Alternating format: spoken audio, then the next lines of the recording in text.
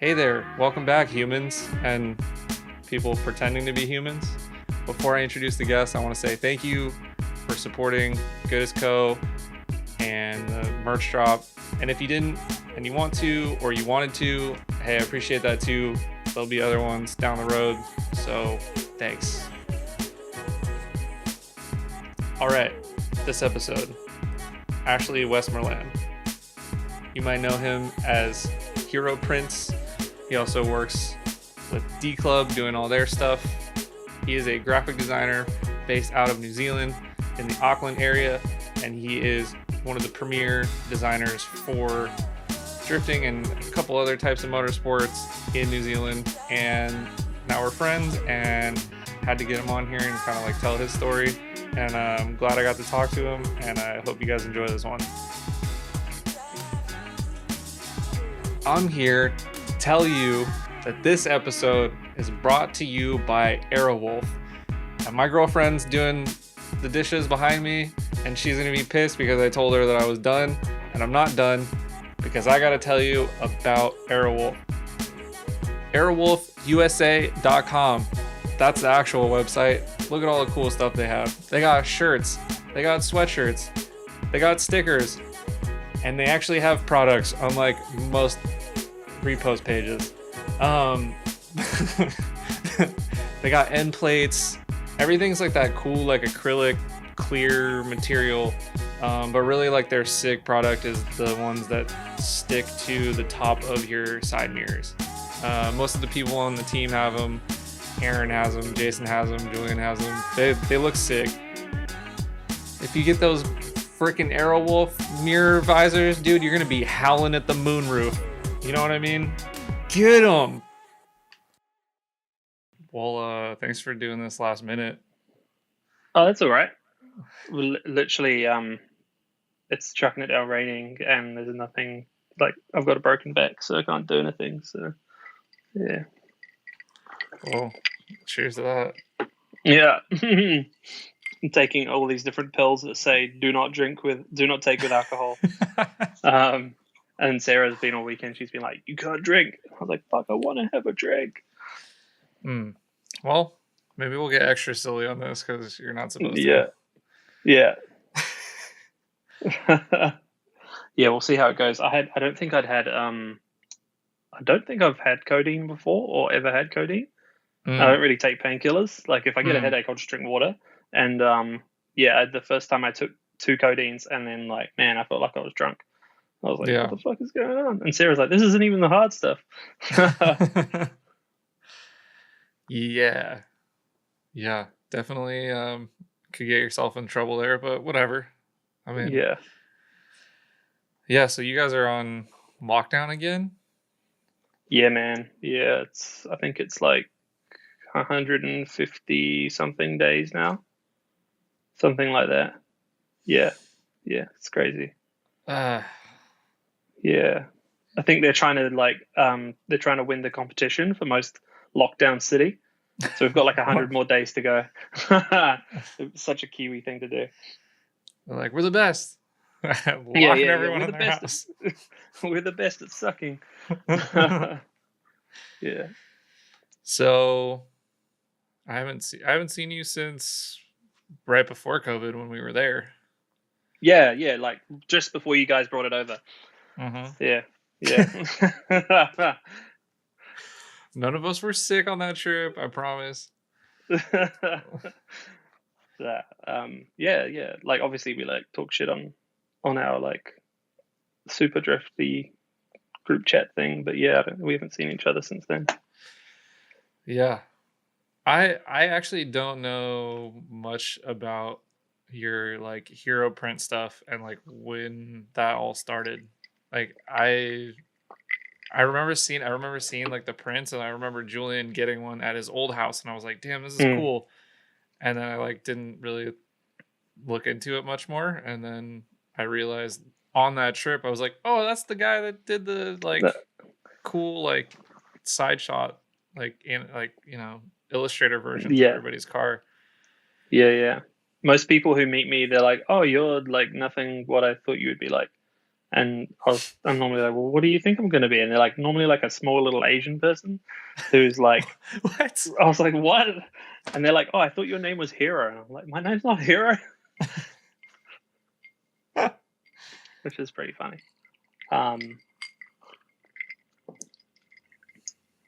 Yeah, so normally when I meet people, they're like, oh, you're that guy. I didn't realize who you were. Yeah. Mm. Not that really many people give a shit anymore. So it's kind of like old news. Yeah, you haven't done much like livery work either lately, huh? Nah, not really. It's literally after the animal style GP, I was like, I'm just gonna do stuff for my friends and fun stuff. And if I need some extra money, like to spend on the car or whatever, I'll take on a job or yeah, do the odd fun project. But it's pretty much just been pushed off to the side now. Yeah. Yeah, it's kind of tough. I don't know if that's like something that you could do and like pay your bills forever, unless Yeah. unless you were like unless you had like a sign shop or something and you're like doing that. But Yeah, that's it. And I mean, I did do it full time for like 2.5 years. Um, dang, like that was my job. But it was like it was a bit of a struggle. You know, some weeks it'd be real busy, and then other weeks it'd be real dead. And obviously, what I did was mostly drift related, so it's quite niche. yeah, Um, and then to get by, I'd start taking on some of the non-drift stuff or the things that I didn't really like that much. yeah. Um, yeah, Like and that's what? when I was yeah, and that's when I was like questioning whether that's what I wanted to keep doing because I was taking on things I never wanted to do or Like wasn't as interested in. what did you take on that you didn't like? Um, oh, geez, somebody might watch this and they'll be like, "Oh, but that's my job." Were you doing like um, were you doing like race boats or something? Like oh, I did do a jet ski like twice. I no think I did two jet way. skis. Yeah. Um, one guy I guess I'm friends with him now. But the way I met him was I did the graphics for his like racing quad bike. Hmm.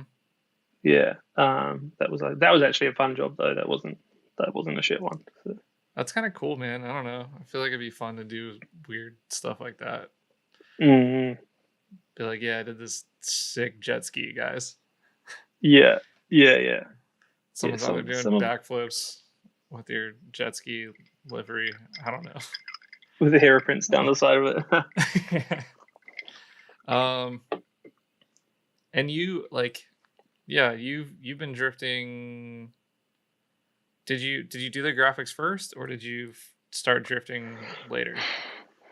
um, it's hard to say. Like, I would really say that I properly started drifting, um, like 2017, whenever we had Naoki over. It was like Okay. after he came. So I've owned my Sylvia since I was 20, so I've had it for like 13 years now. Yeah. Um, and I did drift it, but it was more like I was interested in like slamming it out and making it look sick, and I like drifting as well. And then once we had once we did that pink style event, I was like more psyched on drifting, and that's when like Adam and Ruben attacked my car with C-spanners and like raised it up and shit. So, Yeah, I so, remember so I remember at the animal style GP, you raised the front of your car a little bit at the event. I think yeah, I think I because raised the back. yeah, I think you raised the whole thing. It was like Mm, very, very, very low, and it looked amazing. yeah, And then I think you were like having trouble with some like steering input or something, and you're like, I'm just gonna raise it and see what happens. And you're like, why didn't I do this before? But I think one of the boys was telling me that as I was flicking in, because the car was still too low, and I still ran. Well, I still ran it, but ran like a real thick sway bar in the back, mm-hmm. from a GDR, and when I was tipping in, apparently my right rear wheel was lifting in the air. Whoa, Yeah, because obviously there's not a lot of movement. So Ruben was like, "You need to raise your car more." that's kind of yeah. I mean, at on that track, that entry, Mm, like, yeah, you kind of need your car to be set up well. Like mm, it's definitely it requires some commitment. That yeah, entry yeah, requires some commitment because you're like really flying, and it's like you for some reason I think that course really shows like good driving. It's a good I don't know how to explain it. It's like a good section to show like commitment and like fast entries and like big flicks and stuff, because like if you don't do it, yeah. like you can just like power that corner, but like I don't know, I drove it and I was It's like, not as damn. exciting. Yeah, like Yeah. you really have to go hard to have it look Mm, cool, because I drove it and mm. I watched a video of myself driving it and I was like, uh, you know, but then you watch the Seas boys, like, you know, three deep. Anyway.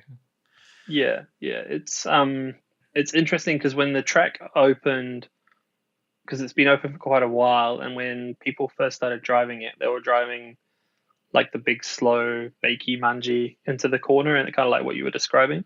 Yeah. And then like a few people started like those like the Seas guys and started trying to do like the big tip ins. Um, and it was sort of like a shift, and then more people started to try to do that, which was quite cool. Yeah. Um, like they're obviously seeing that was like more exciting, especially because like you can like stand next to the wall there, and get like shit blown in your face and stuff, and Yeah. the guys drive Yeah. by, so you get exhilarated by it, and then you're like, fuck, I want to do that. Yeah. Standing there is yeah, so the course is Hampton Downs. It's the club circuit, right? So there's like a Yeah. bunch of tracks at Hampton Downs. It's in New Zealand. What city? I have no idea. uh, Uh, I don't really. It's classed as. It's not actually in the Auckland region. It's mm, classed as the Waikato region, which is mm. like the next region down. Yeah. So we can't even go to the track at the moment because of our lockdown. The border is like 3 kilometers from the track. Oh, so like It's so you're stuck in your city, in our or I guess city. it would be like a Yeah. county for us. Like it's like bigger than the city. Like there's like multiple Yeah. cities in a county essentially. Yeah. Yeah. Yeah. Yeah. That's And the track is like just over the border. Wave at it. Hello. well, at least you got plenty of time to do podcasts. Yeah. Yeah. That's it. Yeah. Yeah. Yeah. Exactly. Uh, yeah, I think yeah, that trip was really it was good, and it was like Mm. nice. It was nice to see um I guess other people who were like looking for that same kind of like exciting like fast entry stuff like Mm. in somewhere that wasn't Japan, or like the people that we hang out with, or Yeah. did Yeah. It was you definitely. did so were you part of D Club initially, or was that like Yeah, yeah, I guess so. It was like a culmination of us. So, I think originally when it started, it was like Ruben and Keske were getting together and mm, came up with the idea of doing it. And then because I'm friends with them both, they were like, Ash, we need to make a logo for the club. And then I think me and Keske came up with some ideas on this like logo. And then Ruben was really into doing the track days. And like originally it was to do track days because we were actually the first people to do a drift day at Club Circuit. Um, okay. yeah, like our club. Um, and then I guess yeah, and then it just went from there. Yeah, Where did people just drive added. before? Did they drive like the full like big Yeah, road the full course? national circuit. Yeah, yeah. So that's where I guess they call it like the D1 section. So it's you've seen my crash, right? Where I crashed my car, Uh-uh. like when I like tip into the wall. No, I haven't seen that. Oh, really? Oh, okay. Well, that's if you go on my Instagram and you'll see there's like a video of me like tipping it into a wall in fourth gear. It's great, and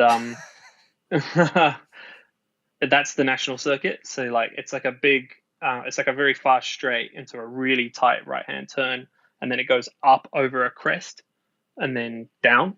and then the track carries on. But that's like the main drift section. Yeah, so So previously, that's where everybody drifted. I was like, oh, we're going. Like, I'm probably gonna get to drive a car. I should learn the track. So I just went and found Hampton Downs, and I didn't know that there was like two different courses. So I was practicing Yeah. on the big road course, and I was like, Uh, dude, this track is gnarly. Like, this is yeah. gonna be crazy. Like, Yeah. I don't know, like, where did they? Because like I was watching videos of the Pink Style GP. Pink Style GP, is that Mm. what it's called? When you guys Mm-hmm, had mm-hmm. like Naoki and like Miki came, and was she was there, right?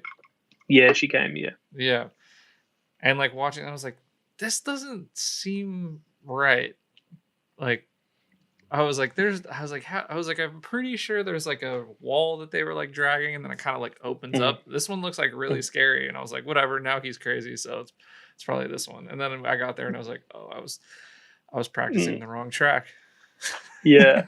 You gotta have some like they don't do drifting on the other circuit as much because they like let all the drifters go to club circuit. So it's normally like a bit of a special occasion when you get to drift on the big circuit now on the national circuit. Yeah, I feel like you need a pretty serious car to like have fun on that because it's pretty fast. Yeah, yeah. Like the D1 section that I was referring to, like my car's way too slow for it. Like I Yeah, come into that corner and you lose so much speed that when you go up the crest, the car's just like multiple clutch kicks to try and go up the hill. yeah, I can see that. Because Yeah, yeah. yours is just like standard SR and S14 and an S14 Sylvia. Like, did you bring it over like all intact a long time ago, or how'd you get the car? Um, I used to have a non-turbo Sylvia, but which looked like it was black and a pre-facelift as well. And then I realized that sucked, and so I got rid of it and found the turbo one like probably like 30 minutes down from where I used to live. I used to live further up north in New Zealand. Um, yeah, I just bought it off some local guy that only owned it for like a couple of years. He brought it in from Japan, and it had like I've done nothing to the performance side of the car. Like it's still got the same tune.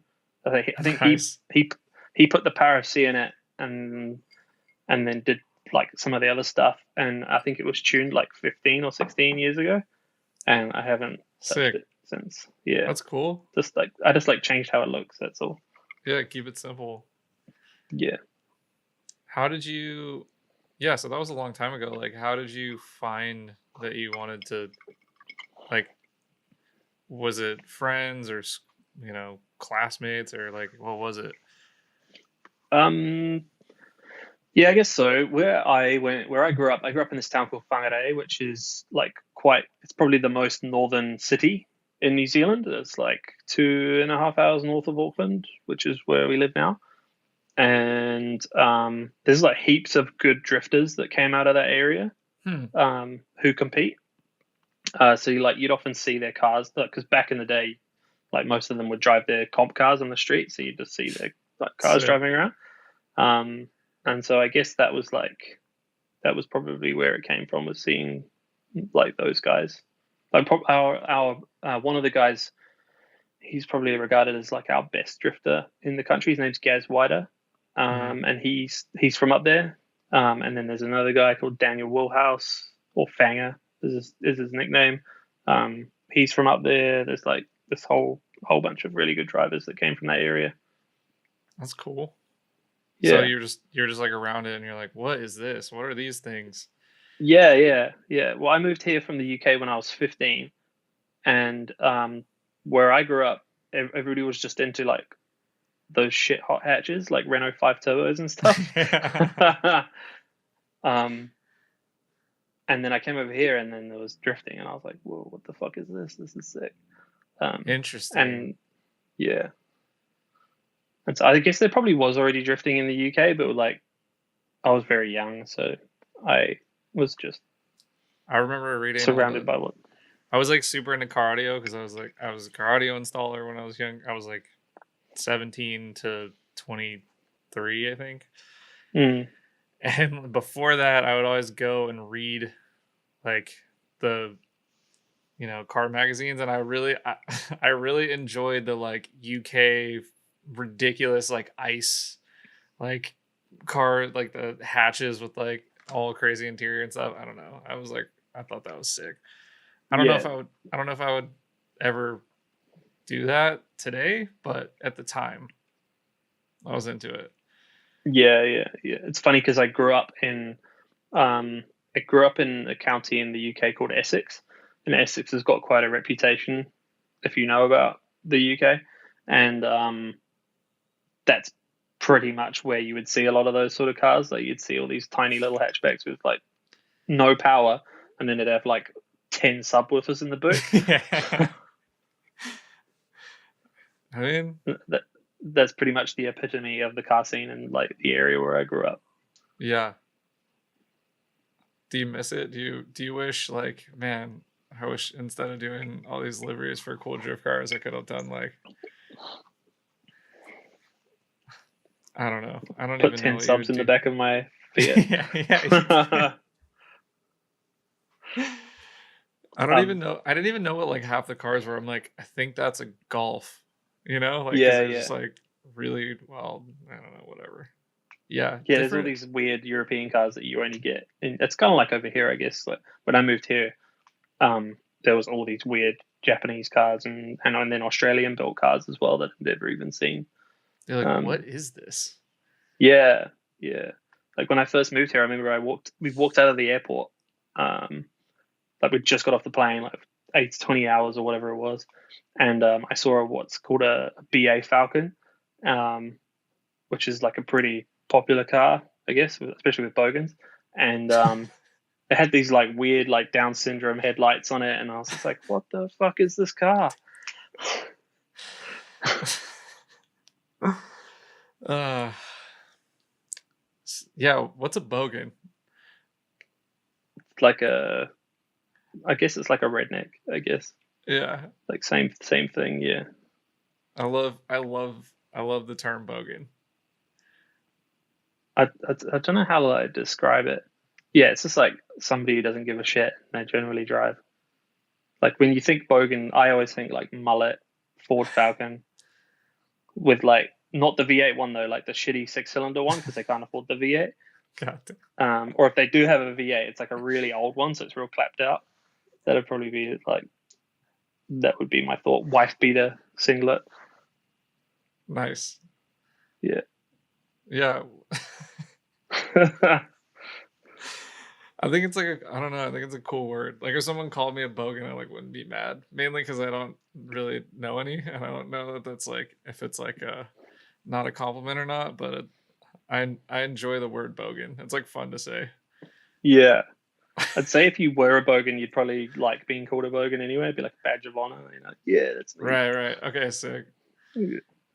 So it's like here when people put like redneck on their truck. Like redneck and proud. Yeah. Yeah. A big windshield banner just says like redneck. Yeah, yeah.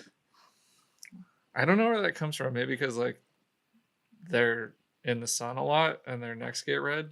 Is that what the term redneck comes from? I don't know. Maybe. Probably. Yeah. But I didn't like if you have a mullet, wouldn't your neck not get burned? Isn't that like the point of a mullet? Ooh. Maybe these rednecks are like mulletless rednecks. Yeah, I think mullets are like hipster rednecks at this point. Oh, okay. Yeah. I know a couple people that have mullets, I'm sorry, but that's how I Yeah, feel. I know quite a few people with mullets. Yeah. I'm real good friends with a guy, and when we left high school, he had like this tremendous mullet, and he used to get stopped in the street by people for photos because of his mullet. Yeah, it That's was. kind of glorious. Yeah, yeah, yeah. It was really long, like way past down past his shoulders, and he had like, Yeah. but the front of his hair was not styled at all. It looked like Lego hair. So he had like this Lego haircut on the front and then a mullet on the back. It was just it was very good. I don't know. People need their identity, I don't know what Yeah, mine is, but I think I'm into it, man. Whatever makes you happy, you know. If you want a fucking mullet, like grow a mullet, you know. Yeah, yeah, yeah. Maybe I should, as my hair thins, maybe I should get a mullet for a little bit, just to say I did it, you know. Like what's that English comedian? Theo Vaughn. No, the English guy, and his hair's like receded real back, but he kept his hair long on the back. Bill Bailey. Oh, Do you know? Do you know who he is? I don't know who that is, He's a but he's a really intelligent comedian. Uses a lot of music with his comedy, but he's got his hair is basically receded to like probably like there, yeah, and then he has long hair from the back. that's commitment. Yeah, yeah. That's commitment. He's like, I love long hair. I'm like, all right. See, I mean, whatever makes you happy, I guess. Yeah. I'm gonna grow out a bogan mullet. Get a what is it? A falcon? Yeah. Sick. I'm gonna import one and drive that around. Just put a bogan on the windshield. I think I am a cultured bogan. Like, you know, it's like people in Japan that I was thinking about how weird it is that like uh so like the like I don't know what the cars are called, like the Bozozoku style cars with the big like crazy fiberglass and stuff. Is there like a name for those? I think there is. Probably. Yeah, I don't know. There's there's all these dudes in Southern California that are like doing those. Like just like ridiculous like you know X7 like Cressidas with like giant long hood, you know, like the like really like committing and like doing the whole thing. Yeah. And like it's funny because like the people who drive those cars in Japan are like not like you know, they're not like culturally like welcome, I guess. I don't know, because they're like doing all this wild stuff. Yeah. They're like the outsiders kind of thing. Yeah. Yeah. And then like here it's just like dudes who like Japanese stuff, but like probably have like respectable jobs for the most part.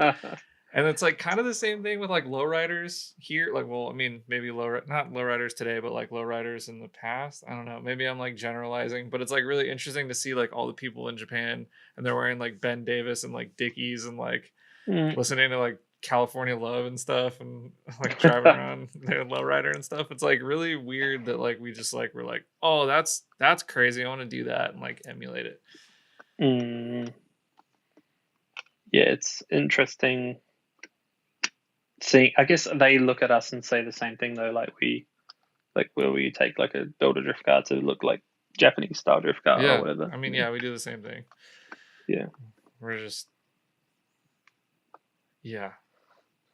like drift. I guess it's like a motorsport though. Like the other one is like purely aesthetics, right? Like it's like this like they do the old school like 70s like shaggin' wagon vans and shit like in Japan like to this day, you know. Like yeah. It hasn't like the trend hasn't died.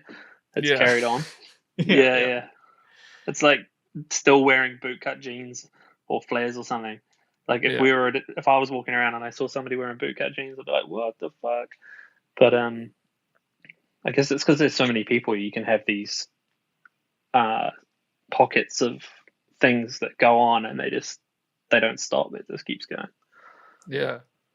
Like I didn't even know, like I was talking to you earlier, I like went on YouTube and it's like Indonesian like drift league or drift series or something, and they had like a live stream and I was like, dude, Indonesia has their own like drifting series, and I like clicked on it and there's like a bunch of like 240s and like Sephiros and stuff and like a hot like turbo Hachi and stuff, and they were like I saw the 86, yeah. That red I was one. like, I was like, this is kind of sick. Like there's, you know, these like countries that like you wouldn't know if they have drifting or not, but it's literally everywhere now. It's everywhere. Like as we got into it, I don't know. I think people like probably like knew about it and did it in those places, but it probably wasn't as accessible. And like now it's kind of like as time goes on, like it's just kind of like it's like spreading. It makes me feel better, like because if the US does some crazy shit and they're like, you can only buy 2 tires a year, or, some ridiculous, or like, we can only do this or that, Mm-hmm. I'm just gonna move to Indonesia, go Yeah, that tripping would there. have been like the last place I would have thought of a drift series being. Like when I think Indonesia, I think like a holiday where you get really fucked up, Mm, um, or like you make sure you check your bags before you go there, like kind of thing. But but I wouldn't have thought, yeah, pro drift series. Pro is probably a very loose term though. yeah, I mean, I don't know. There was some cool driving. Yeah. There was definitely some driving that I was like, I could maybe be a pro drifter in Indonesia if I was able to maybe bring my car that's over there. maybe that's why Vaughan Gittin Jr. is leaving Formula Drift. He's leaving Formula Drift to go to Indonesia so he can be like the number one the whole time. Yeah, it's like I'm the fun haver, okay? I'm the fun haver. It's a little bit like entering a competition when you know everybody else really sucks. You're just sandbagging them all. Uh, yeah. I just watched some FD. It takes so long. I want to like, I was like, oh, I want to see who wins, and then it's like 2 battles later. It's been like 45 minutes. You're like, how does like anyone sit in the Yeah, stands this long?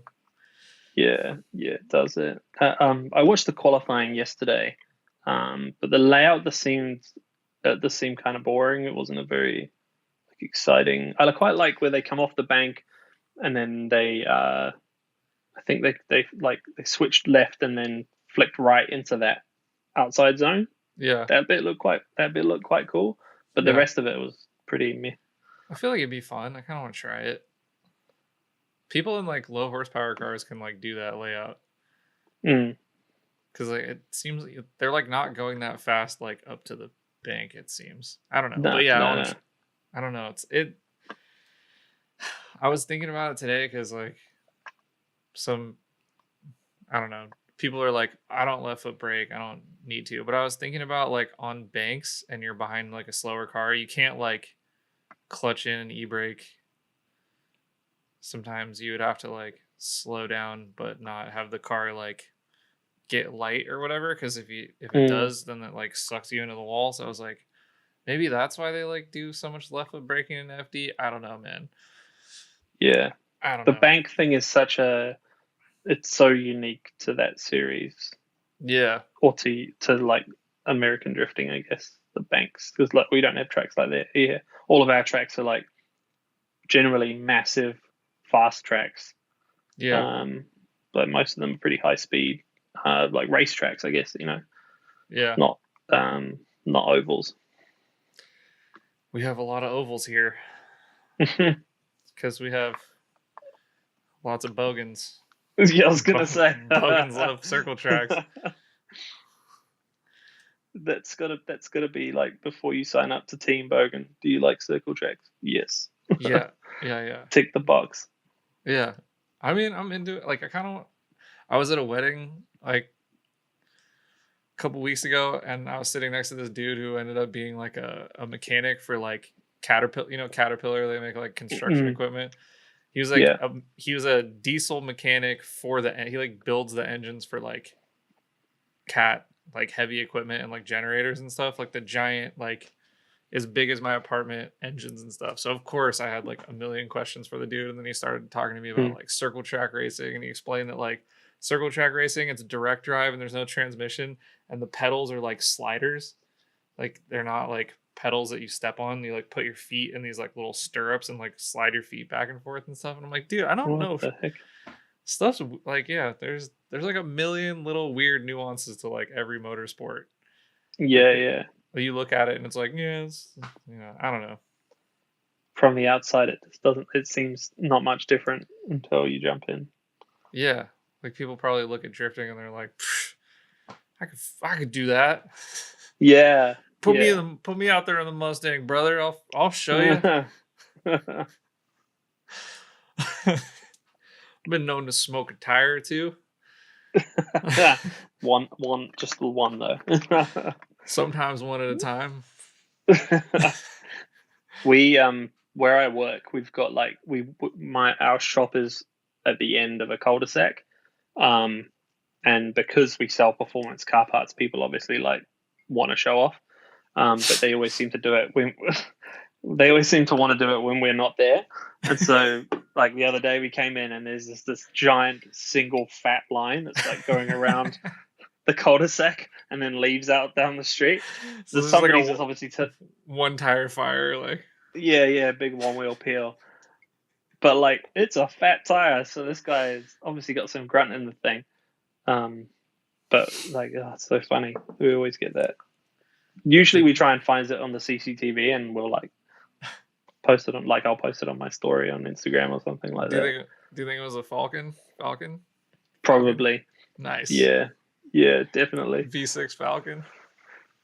We had one guy come in, and he was in like an Altezza, I think it was, and he did like a little tip in and like a handbrake into the cul-de-sac. We were like, oh, that was pretty good. Huh. Yeah. I've seen quite a few videos of people crashing like near your thing on your like office cameras that you've posted. Like it happens all the time. Yeah. The best one was the guy on the lawnmower that rode over our like, you know, those big metal pegs that you put in the ground for Nabori flags. Yeah. He didn't look where he was going and he just mows over this peg, like fucks his lawnmower up, gets real angry, and then just beats the shit out of his lawnmower with this peg that he picks up out of the ground. Oh, it was so good. We were just in hysterics. It just sucks that there was no audio. If there was audio, I feel like it would have been 20 times better. Yeah, that would have went viral for sure. I watched the security cam footage of someone like walking up to, you know, the hot dog trays, like the rollers that they have, like like, you know, like a convenience store or whatever. We have in the US. I don't know if you have them, but we have them in the US. It'll just be like a hot dog just like spinning all day. Right. Just keep them warm. Keeping that meat rolling, you know. Don't want it to get stale. Like this dude comes up, grabs it, takes a bite, and then puts it like in like some like a pack, like the box of like packs of gum. He's just like cruising through the store. I don't know, that one got me. We had one because this little I don't know, you might have seen it. This little boy ran into a window at our shop. So we had like the door, and then next to the door is this like a pane of glass, the height of a door. Yeah. And this little kid came in with his dad, and he was being real like ADD, running around and being a little shit. And he goes to run, and he doesn't realize that it's a window, and just fucking head first into this window, blows the window out, like it shatters on his forehead. Like he doesn't go through. Luckily, he just like bounces off. And then we were like, we heard the bang and we all ran out. But he was all good. Like he was perfectly fine, but like fully smashed our window. But the CCTV footage is hilarious because this kid just bounces off the front of this glass. And one of the sell boys, performance parts sometimes, but we also sell hilarious videos from our CCTV. Yeah, that's the thing. We one of us put the video on our like Instagram or something, and somebody approached one of the boys to ask if they could use it on their like viral video page. Yeah. And then the boss was like, yeah, fuck it, who cares? Just blur out the little kid's face. And it ended up being on some video that Snoop Dogg shared. And we were like, oh shit, that's pretty cool. What? Yeah. You know how Snoop Dogg always shares videos of people getting fucked up? Yeah. There was like a montage, and in that montage was our little kid that runs into the window. You're a celebrity. Yeah. We should have put some more logos around the video, I think. It made a bit of a marketing campaign out of it. That would have been good. But like, what's this? I need one for my Falcon.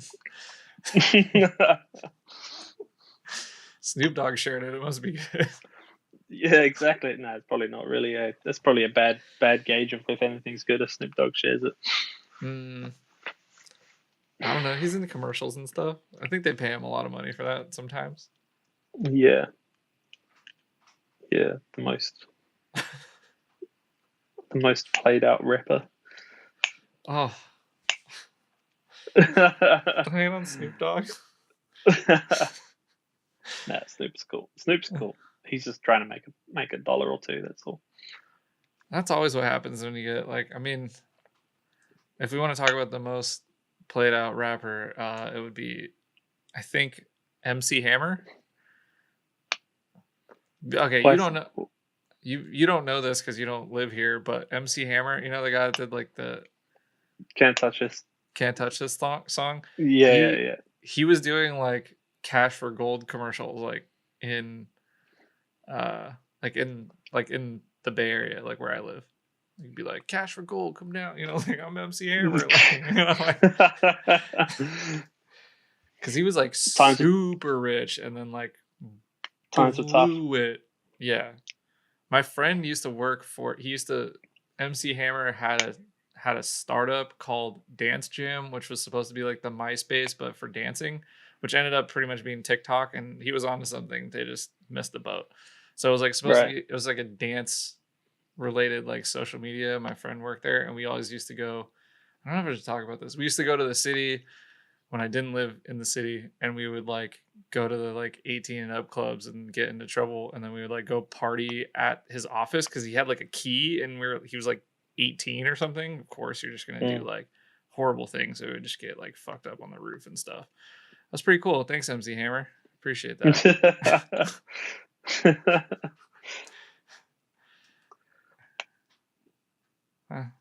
Yeah, that's it's sad that he ended up doing adverts like that to get money.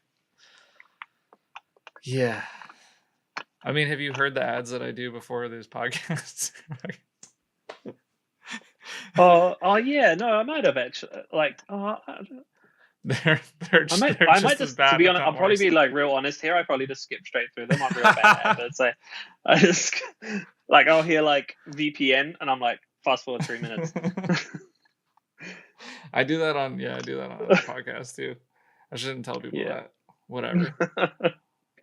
Yeah, sorry. None of the ads are really like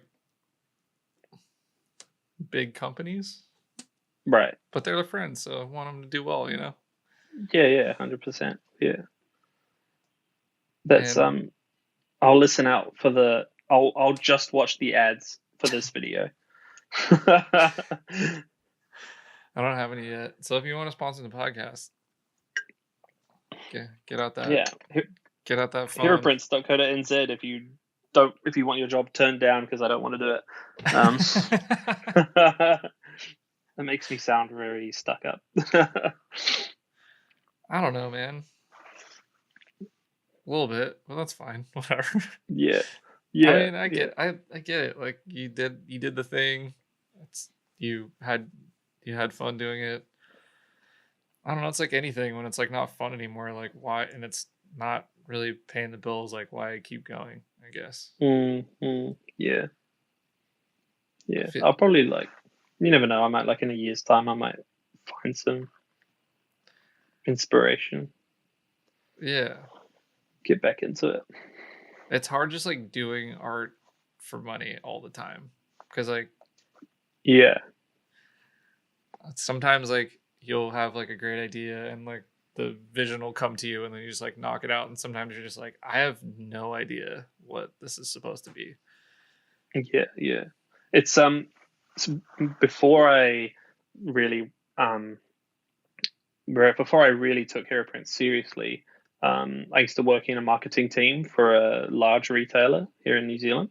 And so I picked up all these habits, which were good habits, in terms of getting briefs and being able to get enough information out of people so that we could create something good. You can actually do something. Yeah. Yeah. Rather than so people would email me and they'll be like, hey, I want my car to look like Naoki's car. And I was like, okay, cool. You need to give me a little bit more than that. No. That's not how it works. Yeah. Oh, so you're the guy. So you're the guy who did that Russian dude's car. No. For those of you who don't know, some dude literally made a replica of Naoki's car, but it was it was the Wish version. Yeah, it was the we have Naoki's car at home version. Whatever. Yeah, it's What are you yeah, gonna do, it is man? what it is, I guess. Yeah. Yeah. I used to go on like massive tirades going after people that would steal my shit. Um, and then eventually I just got like over it, like over like screaming at people about it all the time. So like sometimes Yeah. I'll see it now and I'm just like, oh, whatever. Like, Yeah. It's easier just to be like, whatever. But it is yeah. annoying sometimes. I Sometimes didn't. it depends on who the company is. Like I've had some big companies. Like I had a big company do it to me, and I like sent them cease and desist letters. I like put up this big thing on my social media account, and then some of the people who follow me had quite large followings, and then they shared it, and then this company ended up getting loads of like hate mail and stuff, so they like stopped doing it, which was quite cool. Um, That's good. yeah. Nothing like a bit I of feel like like if yeah, I feel like when the big companies steal from like small people doing stuff, it's pretty it makes people angry. yeah, yeah, There yeah, was a exactly. there's a dude who pretty much stole the Super D Northwest event flyer and then also like copied a bunch of other like Super D stuff and then tried to like put it on shirts and I I like no one I don't know. I pretty much was like, "Hey, you can't just do that." I Mm, don't know. It's weird. It's weird when you have to like explain to people that like completely copying like if I showed you the side by side, you'd be like, it's the same. it's literally the same. Yeah, it's like it's not even Mm-mm. the Wish version. It's like the yeah. Like Yeah, you straight up just like copy and pasted this thing and like kind of and like changed it for yourself. Uh and I don't know. It's like I didn't know I couldn't do that. It's like, what do you mean you could do I don't know. I think there's the act dumb thing is like the automatic response uh, Yeah. for when people get called out for doing that kind of thing. Yeah. I also like feel dumb being the one to be like, "Hey man." You know, it feels stupid after you're like, "Ugh." It's not like it changed their mind. They're going to do it again anyway, you know.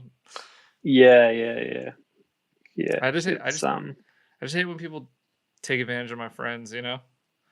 yeah, I don't know. absolutely. Yeah, with the that like that Russian Naoki car was definitely like one of the ones where I was like, oh yeah, for sure, I'm gonna say something about this. Like that's Yeah. especially because like Michael was pretty upset about it. But Yeah. D pick your Magic. battles, I guess. D Magic is copied often. Yeah. Oh, I But get sent stuff by him all the time, by people, and they're like, "Make it like this," and I'm like, "Go to him then." yeah. Uh, yeah, I don't know. The design world is complicated. Yeah, I, yeah, absolutely. like you have these like Japanese designers like that like do their stuff and then it's like are we copying them and then saying hey like don't copy us but we're not really like we're doing stuff like you need I don't know it gets very like interesting. Yeah, nothing's really original anymore. Like, there's a freaking billions of people around the world that all do similar things and probably all come up with similar ideas. Yeah, It's rare that you really get anything original. somebody's bound to do without even thinking about it do something exactly the same. Yeah, yeah, exactly. I did watch I did watch I saw a really funny interaction about copying cars. It was like street carnage in Australia, the like black and gold cars. Oh yeah. Yep. Yeah. So like they like posted their new liveries or whatever and then Ryan Literal at the time his car was black and gold and like went after them and they were like hey dude we didn't even know you existed like we don't know who you are and he like Mm. was like you don't what do you mean you don't know who I am dude could you imagine being like, "You copied me," and then the person be like, "I've never heard of you in my life," and then like that at that point, like I don't think I don't know. They're either like if the person's lying, then all right, whatever, they're lying. But like if the person truthfully had like never even heard of you and you're like, you copied Yeah. me, you must have seen my car, like, oh, it sounds so bad. Yeah, well, it seems like his ego is pretty giant. So if somebody said that to him, he probably would have been pretty crushed um, by somebody telling him that they don't know who he is. Yeah, probably. Yeah, it's but like you said, oh well. Yeah. When you get There's old, I think it's also like as I've got older, I've like learned to just like drop it. Who cares now? You know? yeah, it makes life a lot easier. Yeah.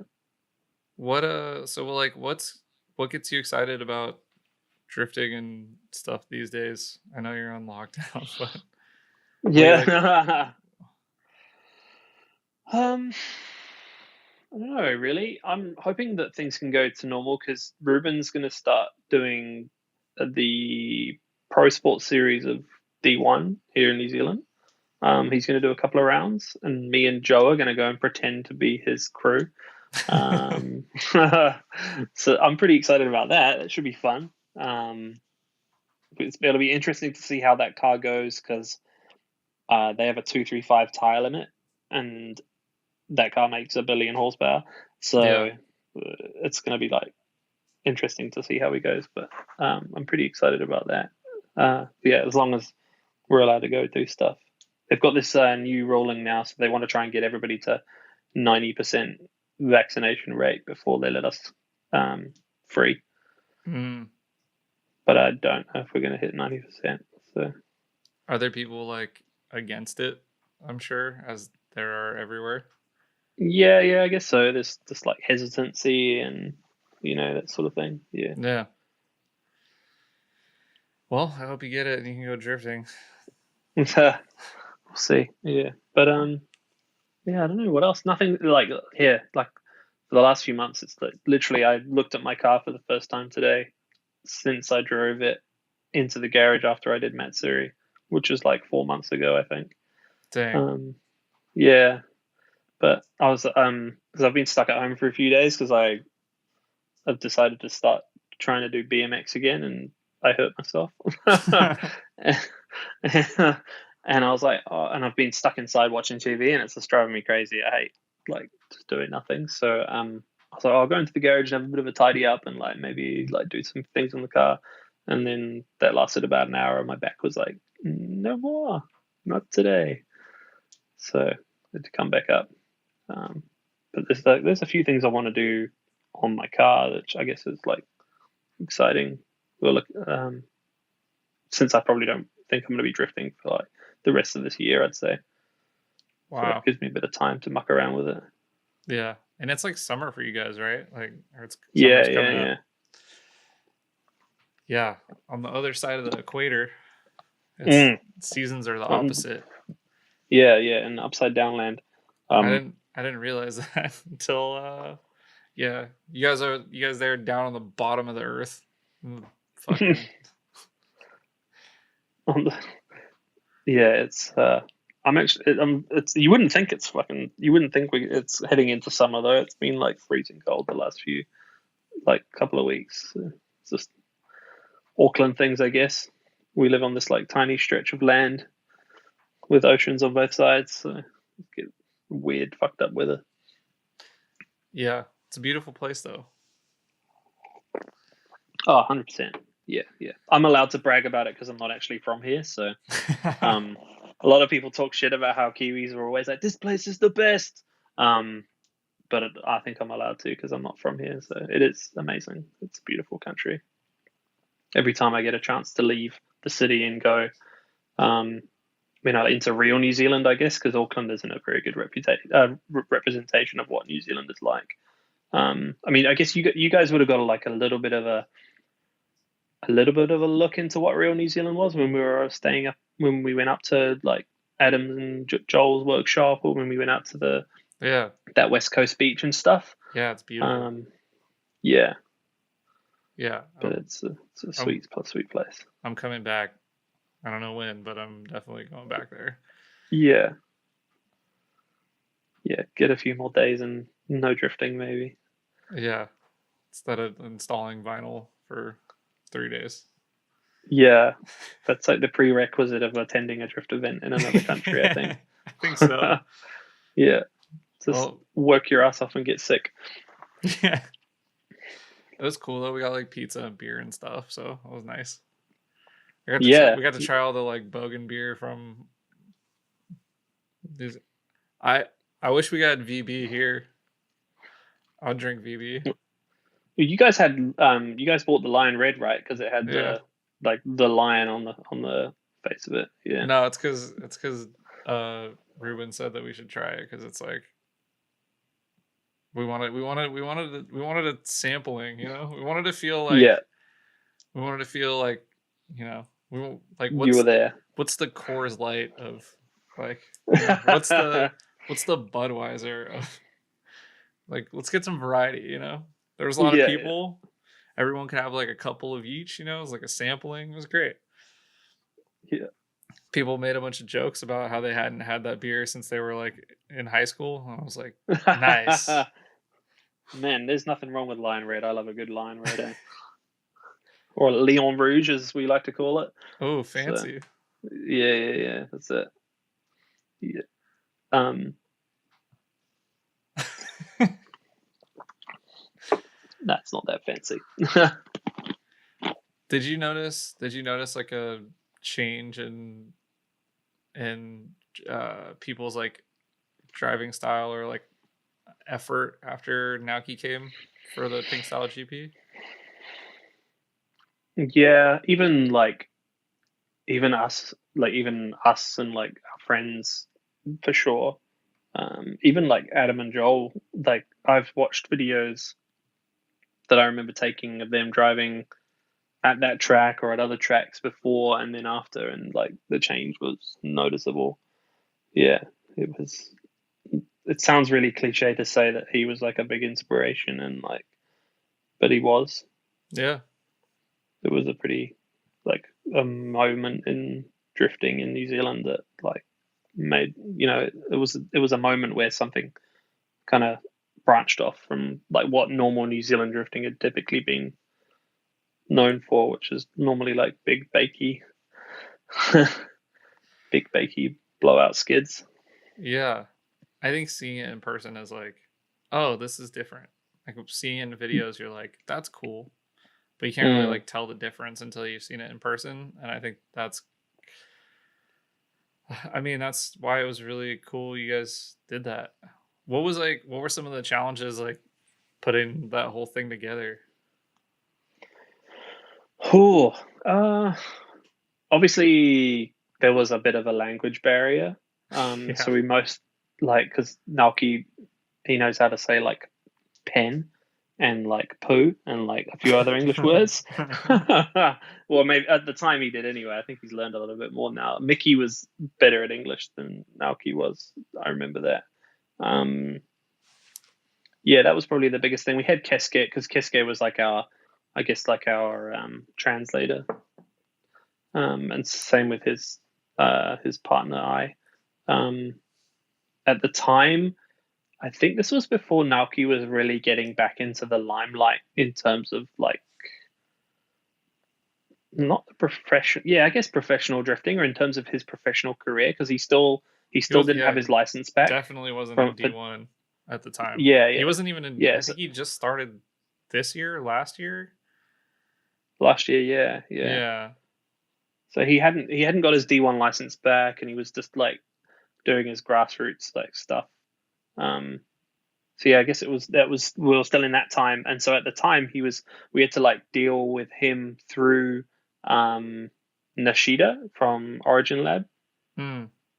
I think he was kind of like he was like his I don't know if he was his manager or something like that. But there were like a lot of hoops we had to jump through.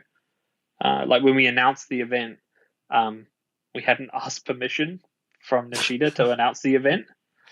And Yeah. so he like told us off for posting about it, and we are like, "Hang on, this is our event. I thought we were deciding when we were going to post it." but we had to get Cascada like an eye to talk to him and like fix that and stuff. Yeah. Those were probably the biggest hurdles. Everything else was pretty normal. Like set the car up. We only had to set one car at that time, so it was actually probably easier than. In saying that, the shop car was pretty much built up for that event by Adam and a bit of Graham as well. Yeah. Yeah. They Adam knows how to build a car, that's for sure. Yeah. He's been slaving away on Joel's car during the lockdown. Joel was showing us some photos recently. Yeah. So he's got his new motor in there and stuff. I talked to Joel, he's like, yeah, we're on lockdown, I can't really do anything, but I get like, check this out, like it was really exciting because he's busy with all his other endeavors and stuff usually, so yeah, he can take some time and get his drift car up and running. Yeah. I think those two like drifting in summer more than anything else, so they'll like do drifting for a few months and then hide the cars away and forget about them and then go back to them again. I think with summer approaching, they're both like wanting to do it again. Go on instead of going on surf trips and Yeah. Whatever Adam does for fun. I don't know, cool stuff. I think Adam just like his version of fun is just working all the time, and Adam just always seems like he's working on a new project or working in general. I wish my work was like half as clean as his. As far as like any I do wiring and my wiring is like not as clean as his. It's funny. Like, oh, he's very attentive. He's quite a perfectionist, and like he'll be the first to say if you've done something shit. He'll be like, that sucks. But it's a good thing. I mean, he does good stuff. So, I mean, the shop car didn't break when Naoki drove it, so that's kind of testament. I think that says a lot. Yeah, exactly. Yeah, like that dude. I mean, he tried to break it, but but he didn't. He definitely tried to break it. I saw some clips, and it was just like, the first day he drove it at the we did 2 days, and the first day was like a learner practice day. So we got a bunch of people in who weren't necessarily that good at drifting, or maybe they were, but they wanted to get some input from Naoki, and like he wasn't one-on-one. It was more like a class teaching exercise. That's pretty cool. Anyway, Naoki, it was really cool. It was like a different thing because like that's not really something that's happened before. Yeah. And he drove the S13, and there was something up with the tune, and the car, you could hear it breaking down. It was like blah, blah, blah, blah, and he was just still thrashing it, trying to make it work. And we're like, dude, pull the car in and we'll fix it. It's okay. Yeah. And Shane's like, it's okay. He can drive around the problem. So we're like, oh, we could fix the problem and then we'll pull the car up. Yeah. I mean, I can't imagine. Yeah, I can't imagine like going to another country and then like teaching people how to drive, I guess. Like, hey, do this, do that. I don't know. How did it go? Like, were people super receptive? I mean, I guess like the people who showed up for it were like, yes, I want to learn from this guy. Exactly. We had like an application system. So some people who applied to do the main day, because the main day was an exhibition day. So we really wanted most of the people at the main day had to be like reasonably good drivers. Yeah. Because there was going to be paying spectators, and like we didn't want the paying spectators to see people who suck drift. We want to see people who are good, and it also means like Naoki had people to drive with. Like if he's the best one there, then I mean he would have been the best one there, but if he was the only one that was good at drifting, it would have been no fun for him. And so we used the training day as a chance to kind of divert applications. So if we thought, you're not quite up to standard for the exhibition day, why don't you try this this learning day, and you might really get something from it. And we had really good feedback. There was a lot of people who said that it was it was a great day. They learned a lot. What yeah, do you like remember any of the tips and tricks he gave? Were you like in the class taking notes, No, or I wasn't. My you're car was busy? like slammed on the ground and like wasn't really a drift car then. Yeah, it still had. I used to run these like real deep dish VSXX works. They were like chrome face, and real slammed out, and my car basically just sat in the garage and then never got used. So yeah, during that event, all I did was just like draw, design stuff, and help, like the event run. Yeah, I didn't even get to drive. Mm. Are And you Ruben was supposed to drive, but he forgot to put gas in his car, and couldn't get the car going. And he was like, "What the fuck is wrong with my car?" And then at the end of the event, he was like, oh, "I didn't put petrol in it." That was the dumbest reason for the car not going. eh, Yeah, whatever. It's hard to like run an yeah, event and drive. yeah, Man. yeah. Yeah, just thinking back, like, yeah, I want to come I want to come back and redeem myself so bad because I like didn't get to drive well at all. But that, yeah, it's a technical course, and right hand Mm, drive is hard. yeah. Or It's it's funny because I didn't even know you were coming until like maybe a week oh really? before, and Yeah, then the boys were like, "Oh, yo, by the way," and I was like, "Oh shit, okay." yeah. Julian sometimes forgets details like who's coming or where we're going and when, Yeah, but that's okay. yeah, yeah, yeah, yeah. It's always a good. It, It's always a good experience.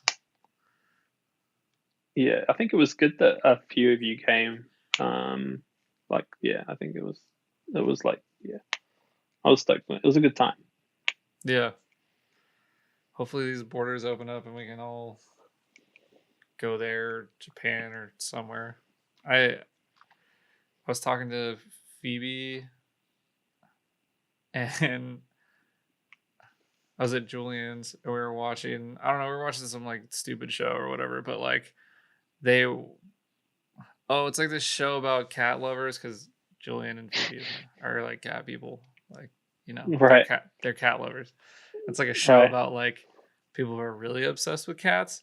And it was like this woman in Japan, and she makes these like these like perfect like renditions, like 3D renditions of like people's cats, like on a little like 3 by 3 inch by 3 inch box, whatever.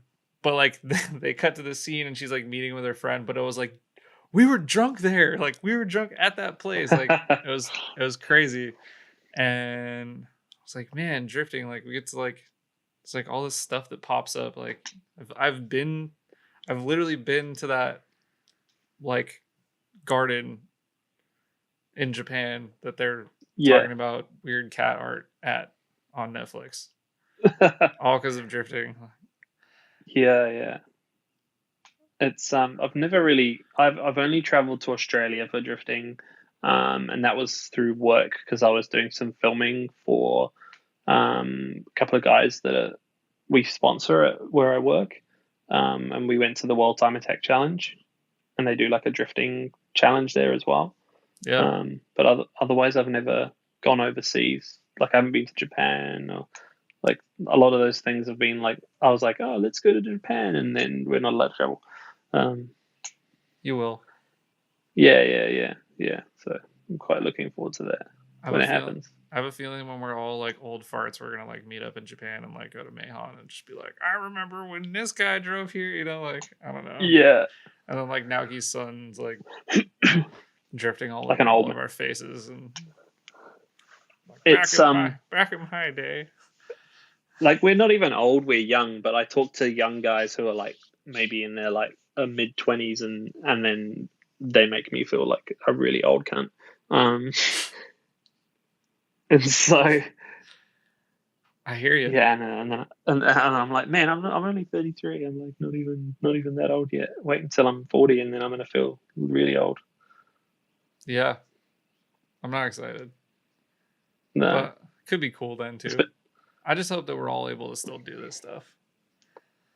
Yeah, yeah, yeah. If the way the government in our country is going, I wouldn't be surprised if they banned it. Uh, it's so uneco friendly and stuff. So. Did many of the pro guys from like is it D1NZ as the like Mm. did any of them come to the Naoki like pink style GP? Yeah, we had a few pro drivers come, but not as many as we thought. Like because we extended invites to a few people. Okay. And then like rather than waiting for them to apply, because we were like, oh, you should really take advantage of this, but a few didn't. Yeah, so it's a weird. I guess it's the same as the scene. I don't know if it's the same as for over there with you guys, but like over here you don't see as there's a big group of pro guys that don't participate in grassroots drifting. Like all they do is pro. Yeah. Yeah. All they That's do is I mean they that's for only sure, yeah. compete. They might do some test days and like the odd grassroots day, but usually they do their grassroots day because they're testing. Otherwise, all they do is drive the competition. You don't really see them like normally. Yeah, I wonder how they practice. They just do like private days with their own car, I guess.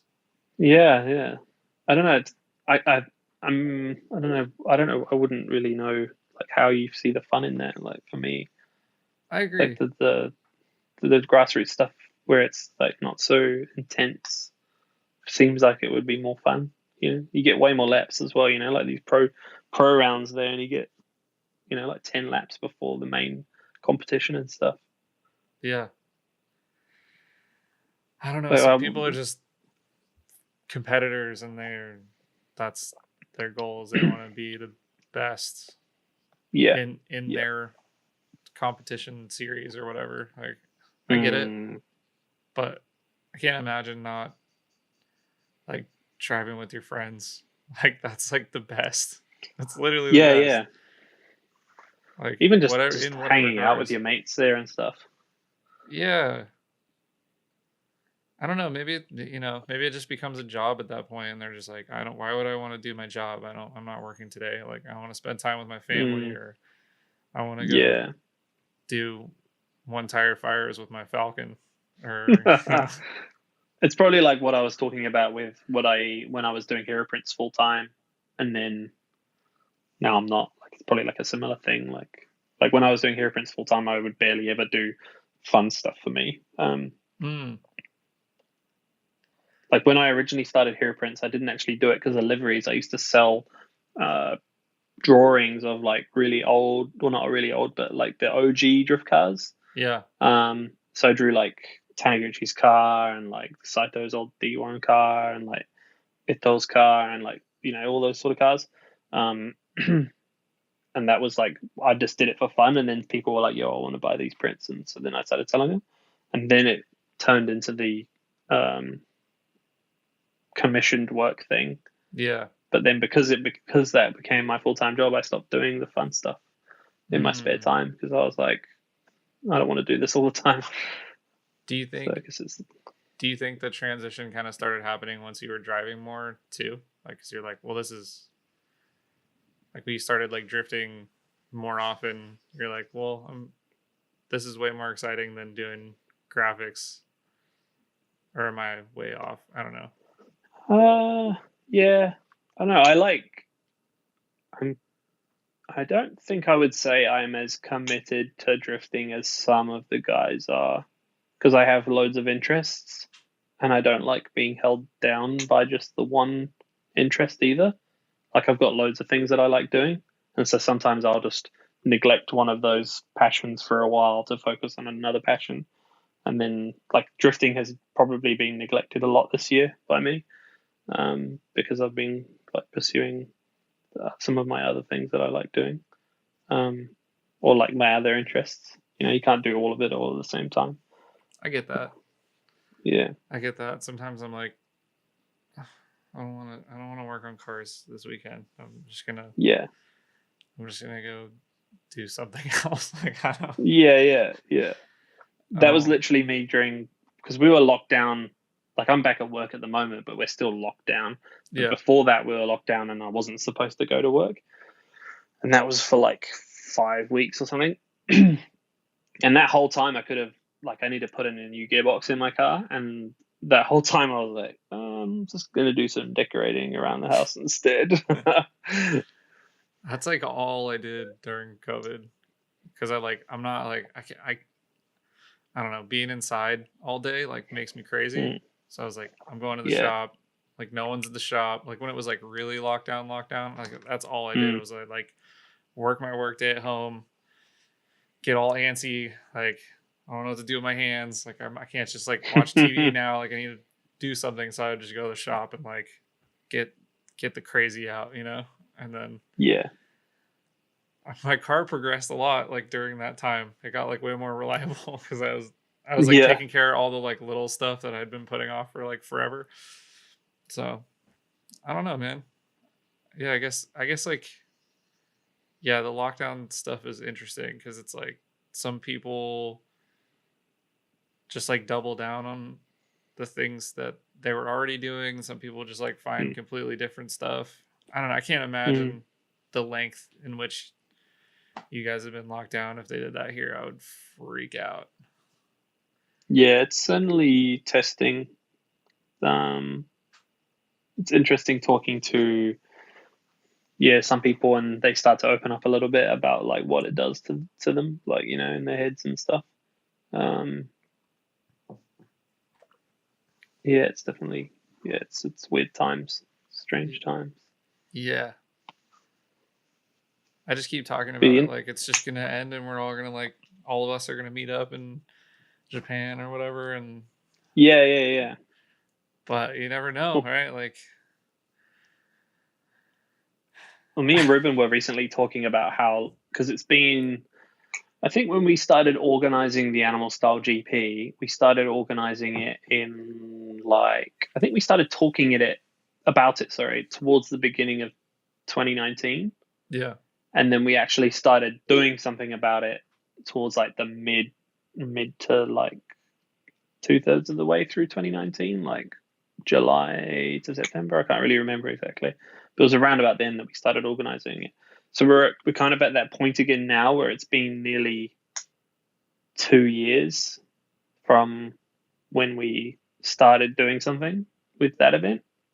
And normally it's about 2 to 3 years between when we decide when we like in like if you think about the pink style, it's like been about 2 or 3 years between each event. Yeah. Um, so me and Ruben were talking about it, and we were both like, "Man, we'd be kind of keen to organize another event, but we can't really." So Yeah. Who would you have next? I think the last time we talked about something, we thought it would be cool to do like a Pacific Ring event. So we'd get people from Japan, people from Australia, people from the States, and then maybe congregate somewhere. Um, we like the idea of bringing people and their cars as well as having cars here that were prepped. Yeah. Because I think that was one thing we got asked a lot about the Animal Style GP was like people were like, "Oh, are there cars coming too?" And we're like, "No, we're gonna prep these cars and give them special graphics and blah blah blah." And I think some people would have really liked to see the actual cars come. Yeah. For Um, sure. but that's obviously a much grander Yeah. event idea than Yeah. It would have giving been a them. very different experience if like Jason was in his own car Yeah, and absolutely. you know, I guess even myself, but not, you know, Jason's definitely like I think it was yeah, it's frustrating to like him and I have been talking about how we need like right-hand drive cars here so that when we go places we don't look like we don't know how to drift Yeah, yeah, yeah, because yeah. it I know sucks. that. Yeah, yeah, yeah, yeah. I know that. I think Jason got a little bit like. I don't think he got frustrated, but you could probably see that he did a little bit with like with the car because obviously it was right-hand drive. Yeah. I mean, he got comfortable Was, with it, but he wasn't driving like yeah, anywhere near his like normal abilities. yeah, absolutely, yeah. This Julian just jumped in the S13 and was like, "Yeah, this is just like a normal day." Yeah, because he's had the Sylvia for a while. See, like he Yeah, was smart and he got a right hand drive car years ago, and then drove it a bunch and got used to it. And so like, yeah, Aaron has a Sylvia also, and so if those two go to Japan, they could just jump in and it's like, the it, same. yeah, muscle memory is there. They can go Mm. do everything. So it's like, could just flip my Assetto Sim rig and make it right hand drive and just play on that like nonstop. I feel like that would probably be enough to at least be Yeah, able to maybe. jump in a car over there.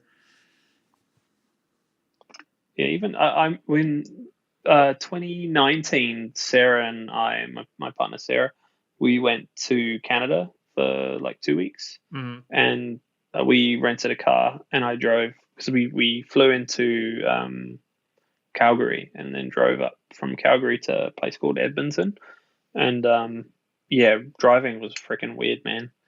Yeah, Sat in the wrong side of the car. I was like, what the fuck? I've driven in a few countries in right hand drive. I drove in the UK. I drove in Japan a lot.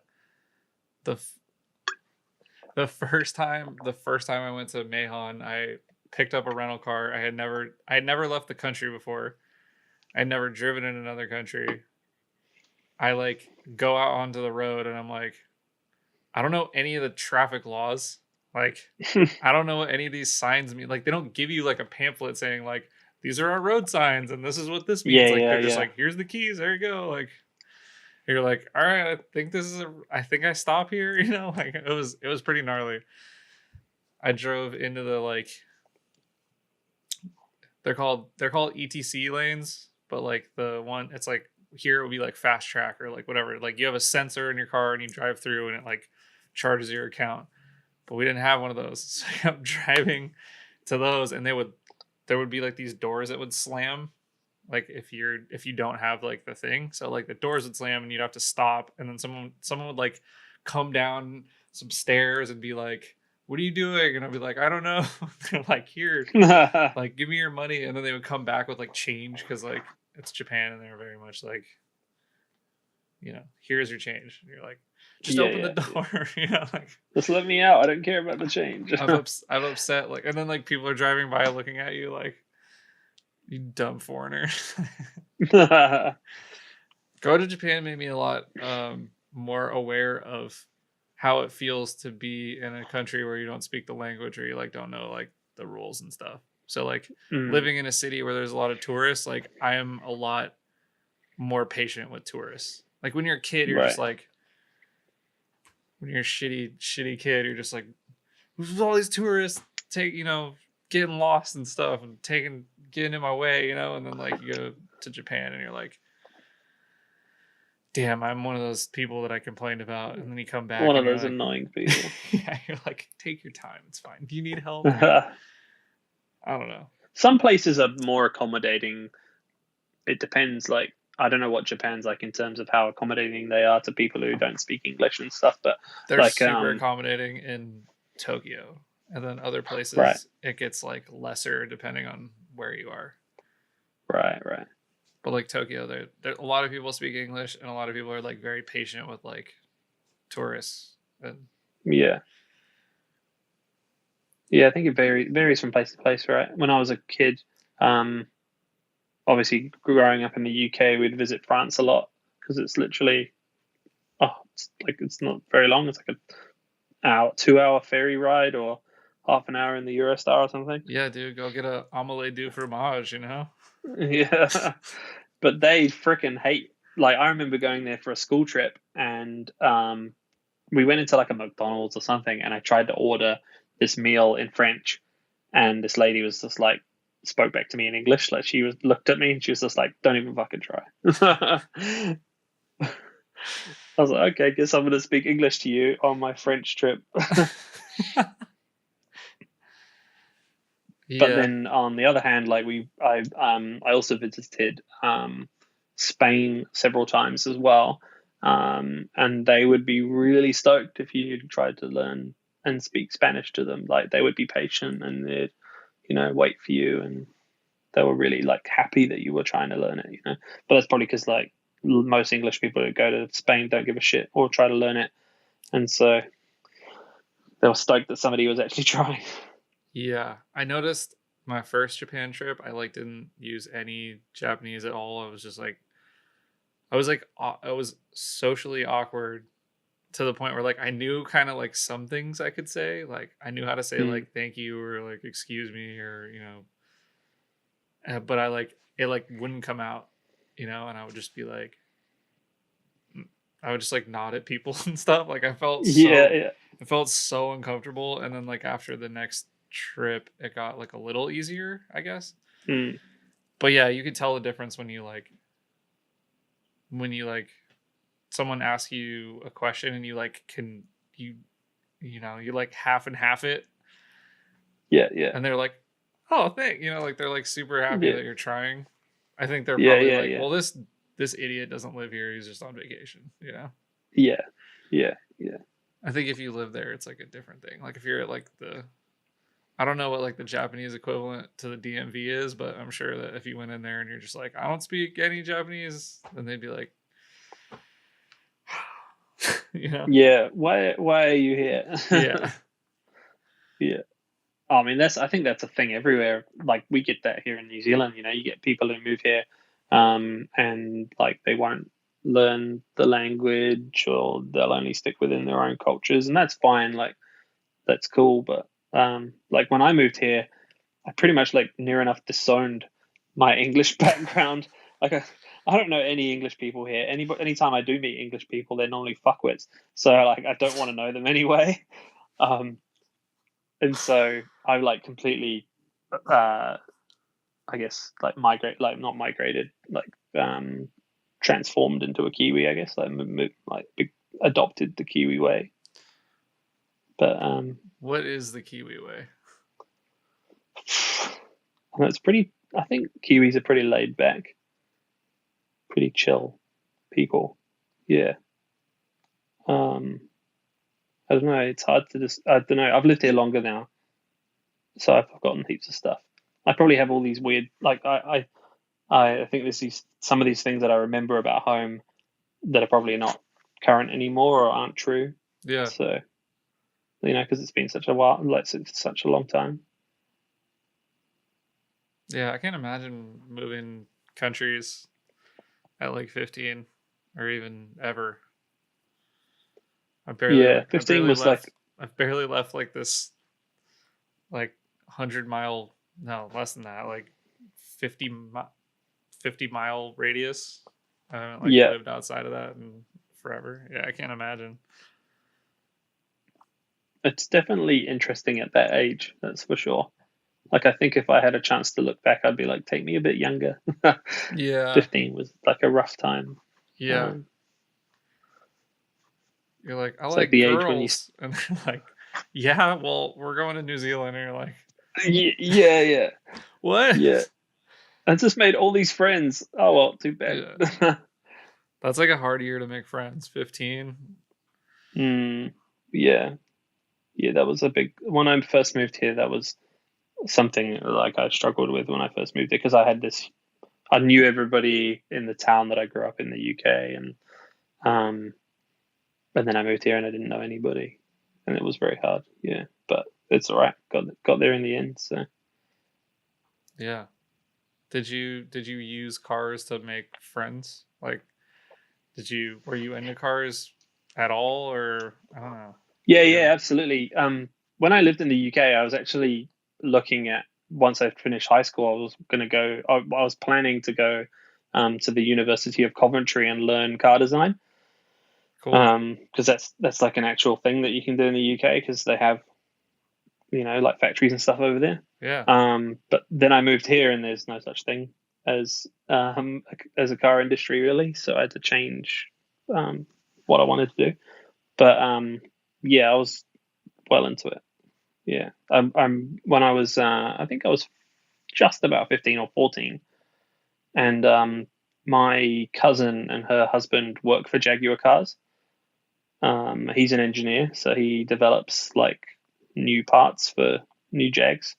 And then I think she worked in like the marketing team or something. And so I got to go and do work experience for Jag, Oh, um, that's cool.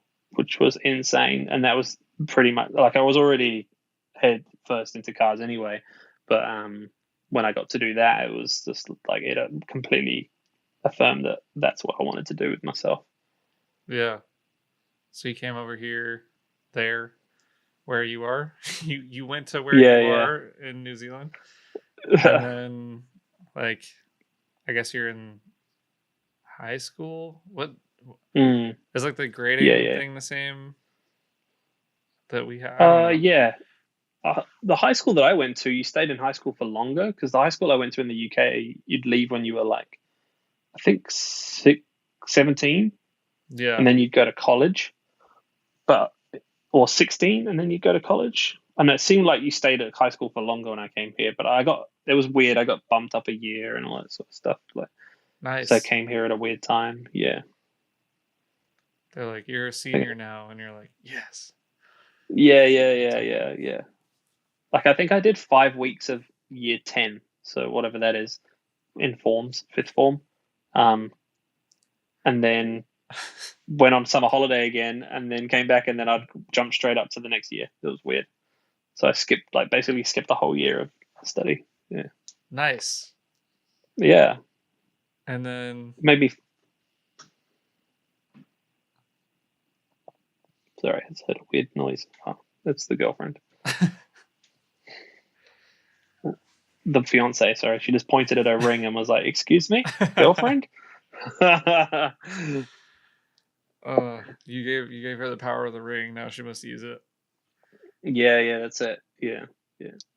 It's like, that is not Yeah, the right finger. I don't girlfriend, know. excuse me.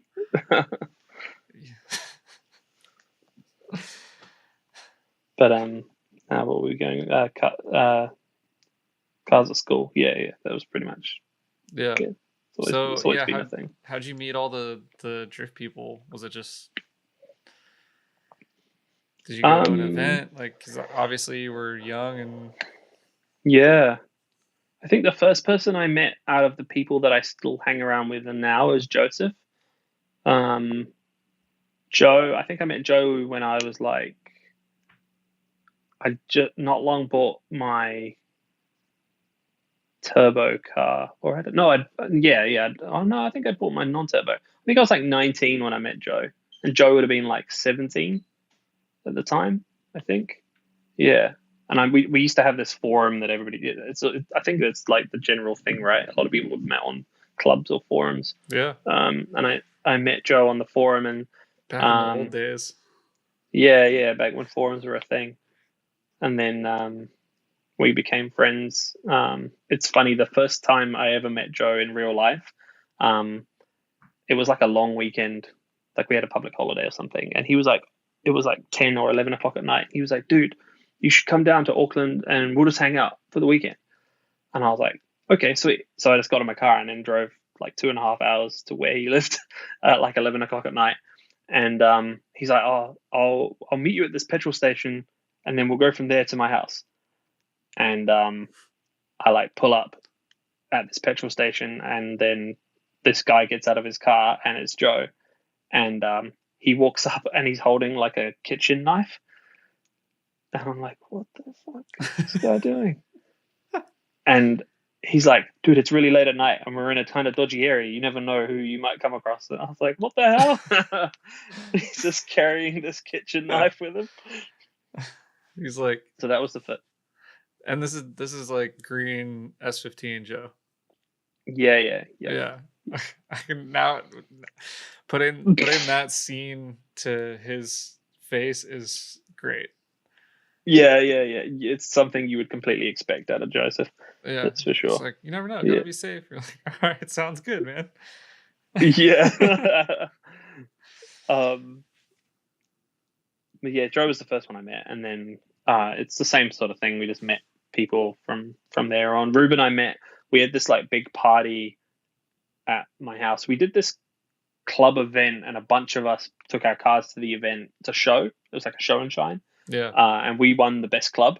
And our prize was like a year's supply of bourbon and cola, like pre-mixed drinks. That was dangerous. And they were like this real shit brand called Cody's. It's kind of like, yeah, it's just like it's like a Bogan brand.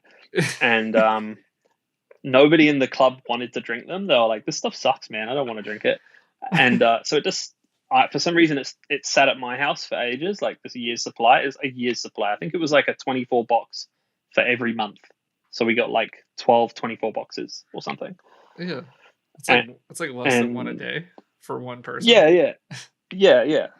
And so I was like, yo, we need to drink this stuff. Like it's going to go off. And so we organized this like little get together at my house, and everybody was just drinking this shitty bourbon and cola. And that was the night that I met Ruben. And Ruben came, and I met Ruben, and that's when Joe and Ruben first met each other as well. I think that was. Did you meet Ruben's partner Alice?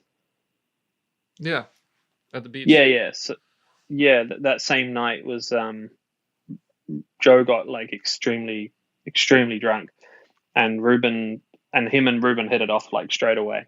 And Ruben had to go, and Alice came and picked him up, and Joe was like, "No, I don't want you to leave," and he was really drunk, and he put his foot like behind the tire of Alice's car to like be like, "No, don't leave," and she didn't realize and just drove over his foot. He was like, "My fucking foot!" His foot was like, I don't think it was broken, but he was like limping around like all drunk and stuff. It's very funny. Wow. Great origin stories. Yeah.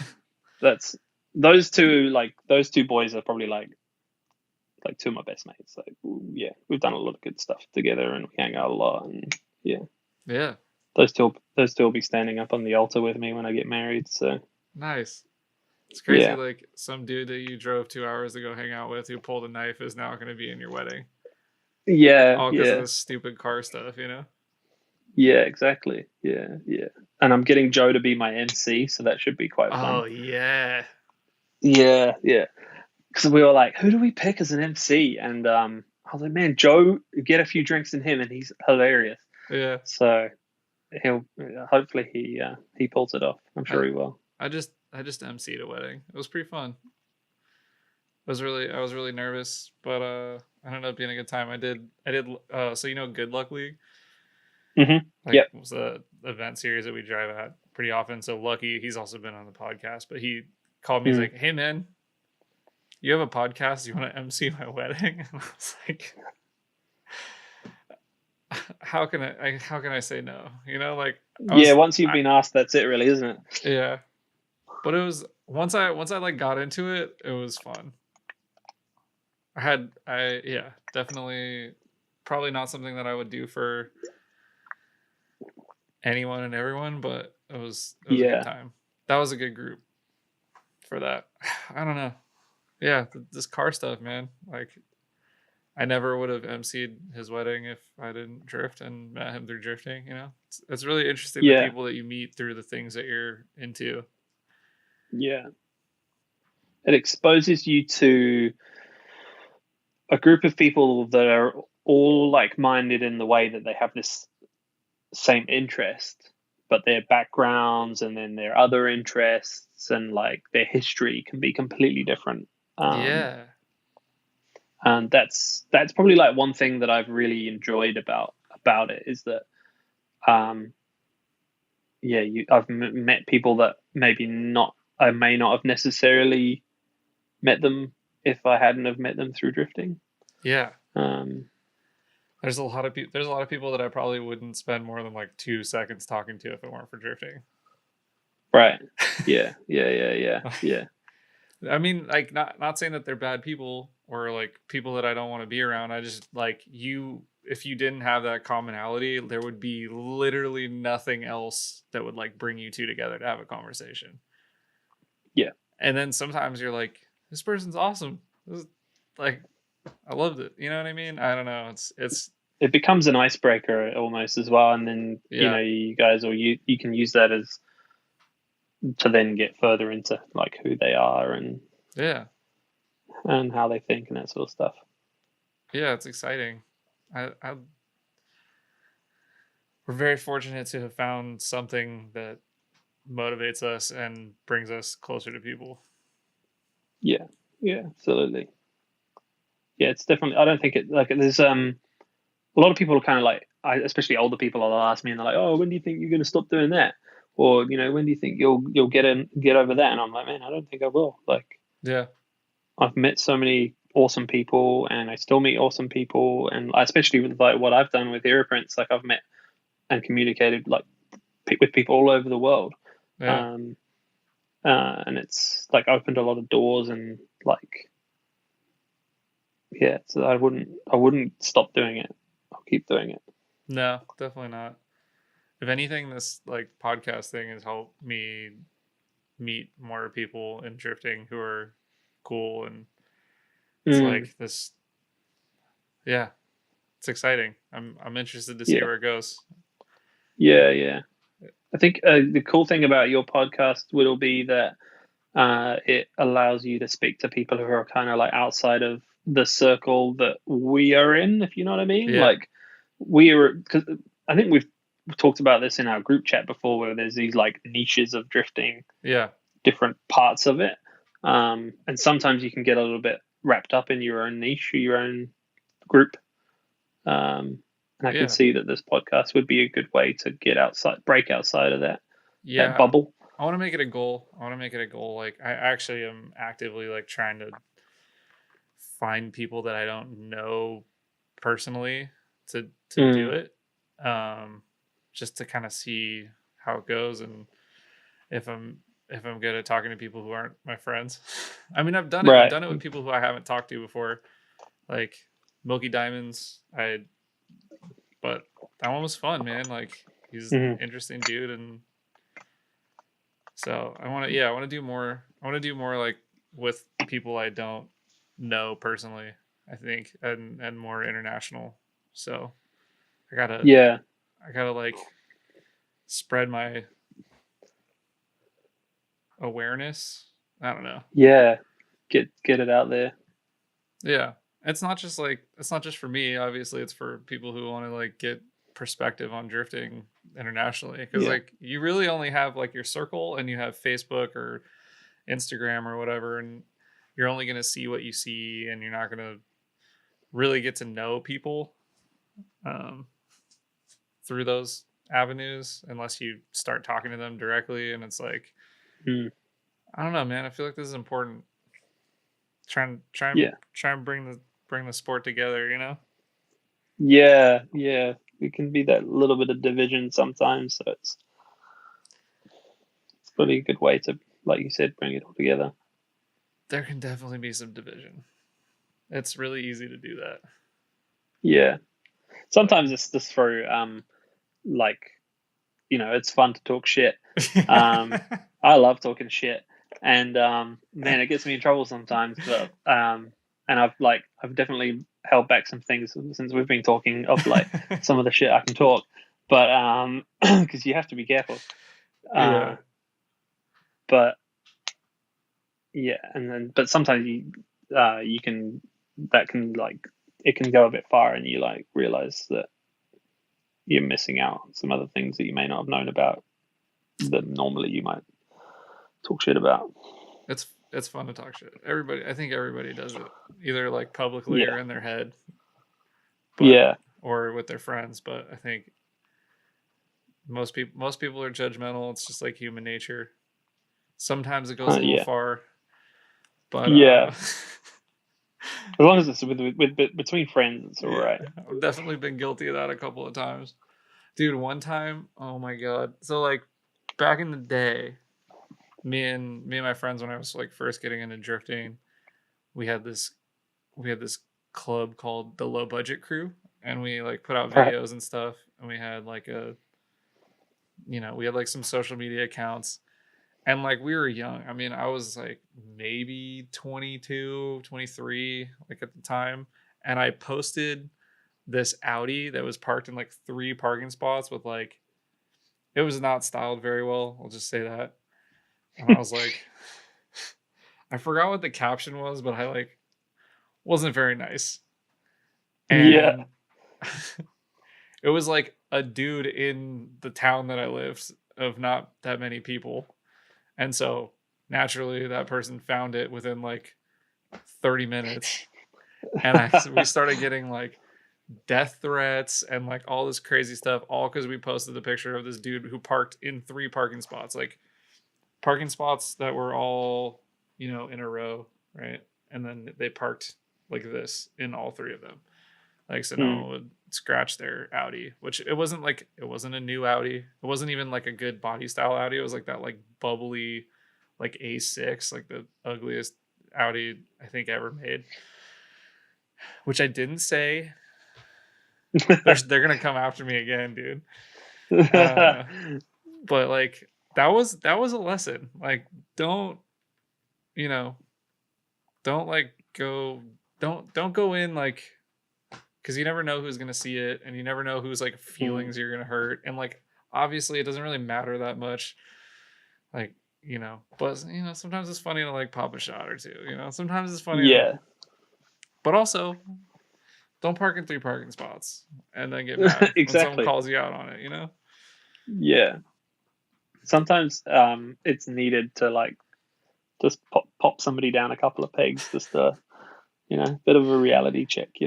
I got roasted a lot on the forums when I was younger. So like, it's all part of it, man. Like, someone's got to tell you you're Yeah. being an idiot. Like when you go on like the Evo forum and you're like asking like dumb questions about like spray painting your wheels black on your Lancer. Like some fucking software engineer who has like a Evo 8 with like $70,000 into it's gonna see that and just be like, they don't know how What the old you fuck? are. They don't know, like, especially on the forum days, like you can't like click and look at someone's profile. Like you don't know who they are. Yeah. I could have been like a Yeah. 40-year-old dude who's like, I want to paint my wheels black on my Lancer, Yeah. So, but most of the people who would normally talk shit at you on forums were normally the 40-year-old dudes. So yeah, wasn't it? like I got 3rd place at the last autocross event. You're like, right. Yeah. Uh, No, I remember one of the forums that I was on, and that's one of the. I remember Joe Curfey was like a moderator, I guess, on that forum. But they had this application system, so you couldn't just sign up to the forum; you had to apply. I guess a little bit. I think you had to apply to Ziptide, right, back in the day. I don't even think you could apply. I think it was like you had to be invited. Right. I don't think it exists anymore, but I was never. I think I'm too late, and I probably wasn't cool enough. No, I was like a lurker. I'd just lurk and look at stuff.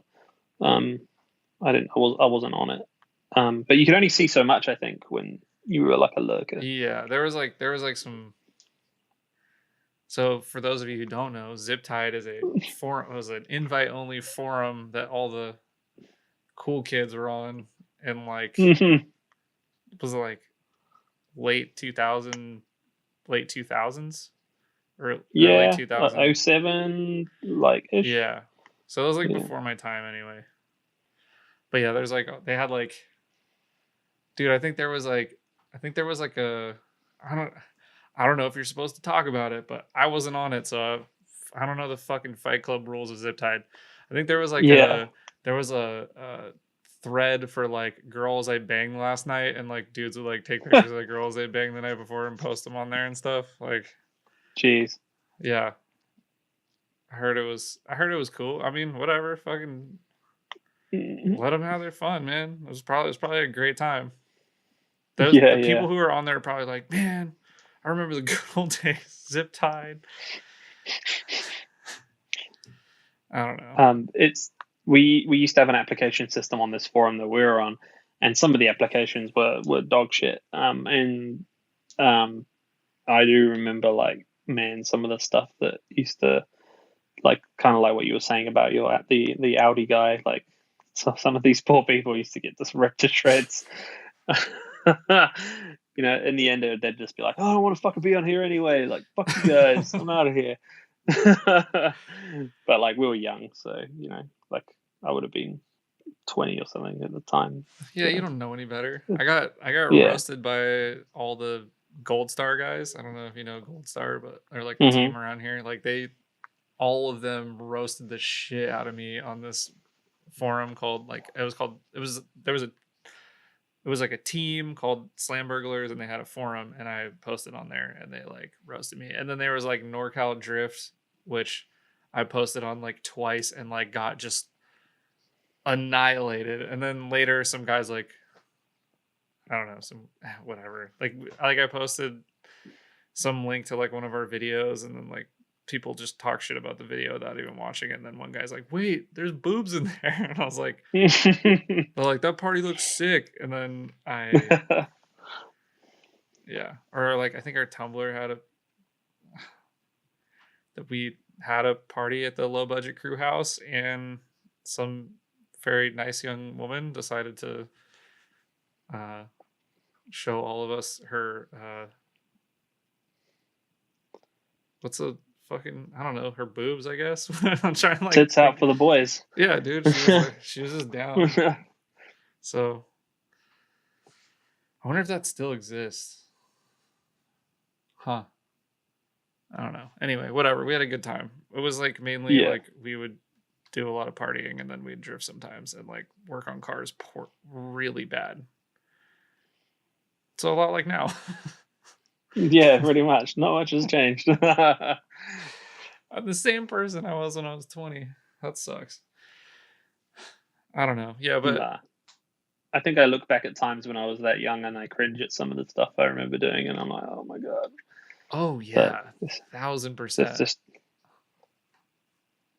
it's just how life is, I guess. You do some cringy shit sometimes. Some people don't, but I'm not one of those people. yeah, yeah, Can you imagine like definitely. going your whole life and like looking back and be like, I never did anything weird? I feel like that's probably like pretty uncommon. Probably impossible. Yeah, Yeah. I think maybe you might see some people and you think, man, that person is really cool, or They've always been cool. Not the yeah, case. yeah, but there's probably something they did, like maybe their parents walked in on them fucking jerking off or something, like something happened and they're really embarrassed about it. uh, that doesn't happen to everybody. Surely. Uh, it's all about coming of age, you know? Yeah. Coming of age. Okay. It's a podcast where I talk to drifting people and fucking say gross shit. Yeah. Oh man. It's some of this yeah. I think some of the stuff that we say sometimes, yeah, you wouldn't be allowed. Wouldn't get away. This podcast would become R-rated. I want to. There's a lot of stuff that I want to say that I don't say when I do these. Yeah. But Yeah. that's because they go on the internet, and I'm really scared that I'm gonna like have like a dream job interview, and they're gonna be like, "Oh, so we watched your podcast, you fucking psycho." Just me doing like fucking crazy intros and reading like just making up ads out of my head. They're like, so this dude's clearly out of his fucking mind. Let's hire him and pay him double what he's asking. Yeah. Probably not gonna happen. No. I don't know, man. Would you is there like anything else in this world that you could see yourself doing?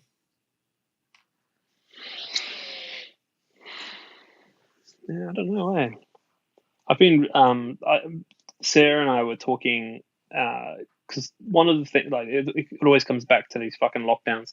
It's just like the number one conversation thing at the moment, isn't it? But like I've You're I've living it, always man. enjoyed cooking. Yeah, well, that's it. It's part of Yeah. life, isn't it? Yeah. Because of it, I've been cooking heaps, and I've always liked cooking anyway. But I've realized that I'm pretty good at it, and I Yeah. really enjoy it. And so I don't know. Maybe that could be something I do. I don't know. I'll The come. problem is I like eating the food too, so I end up being like a real fat cunt. So I don't really want to do that. Yeah, I don't know, man. I really enjoy cooking, but I hate shopping for the food. Like Yeah. I enjoy the like art of, well, I wouldn't call what I do art. I'm fucking half-ass some shit in the kitchen, but like going and like making sure I have all the stuff to like make. I don't know. But yeah, I feel like a lot of people like got down with cooking during Mm, lockdowns. yeah. Yeah. You gotta like make do when you can't go buy KFC. You gotta make your own KFC, you know? So Yeah. Get it's that funny actually because of it. Ash Tucky fried chicken, dude. Yeah, man. The only thing about it is it then makes you realize how shit that stuff is.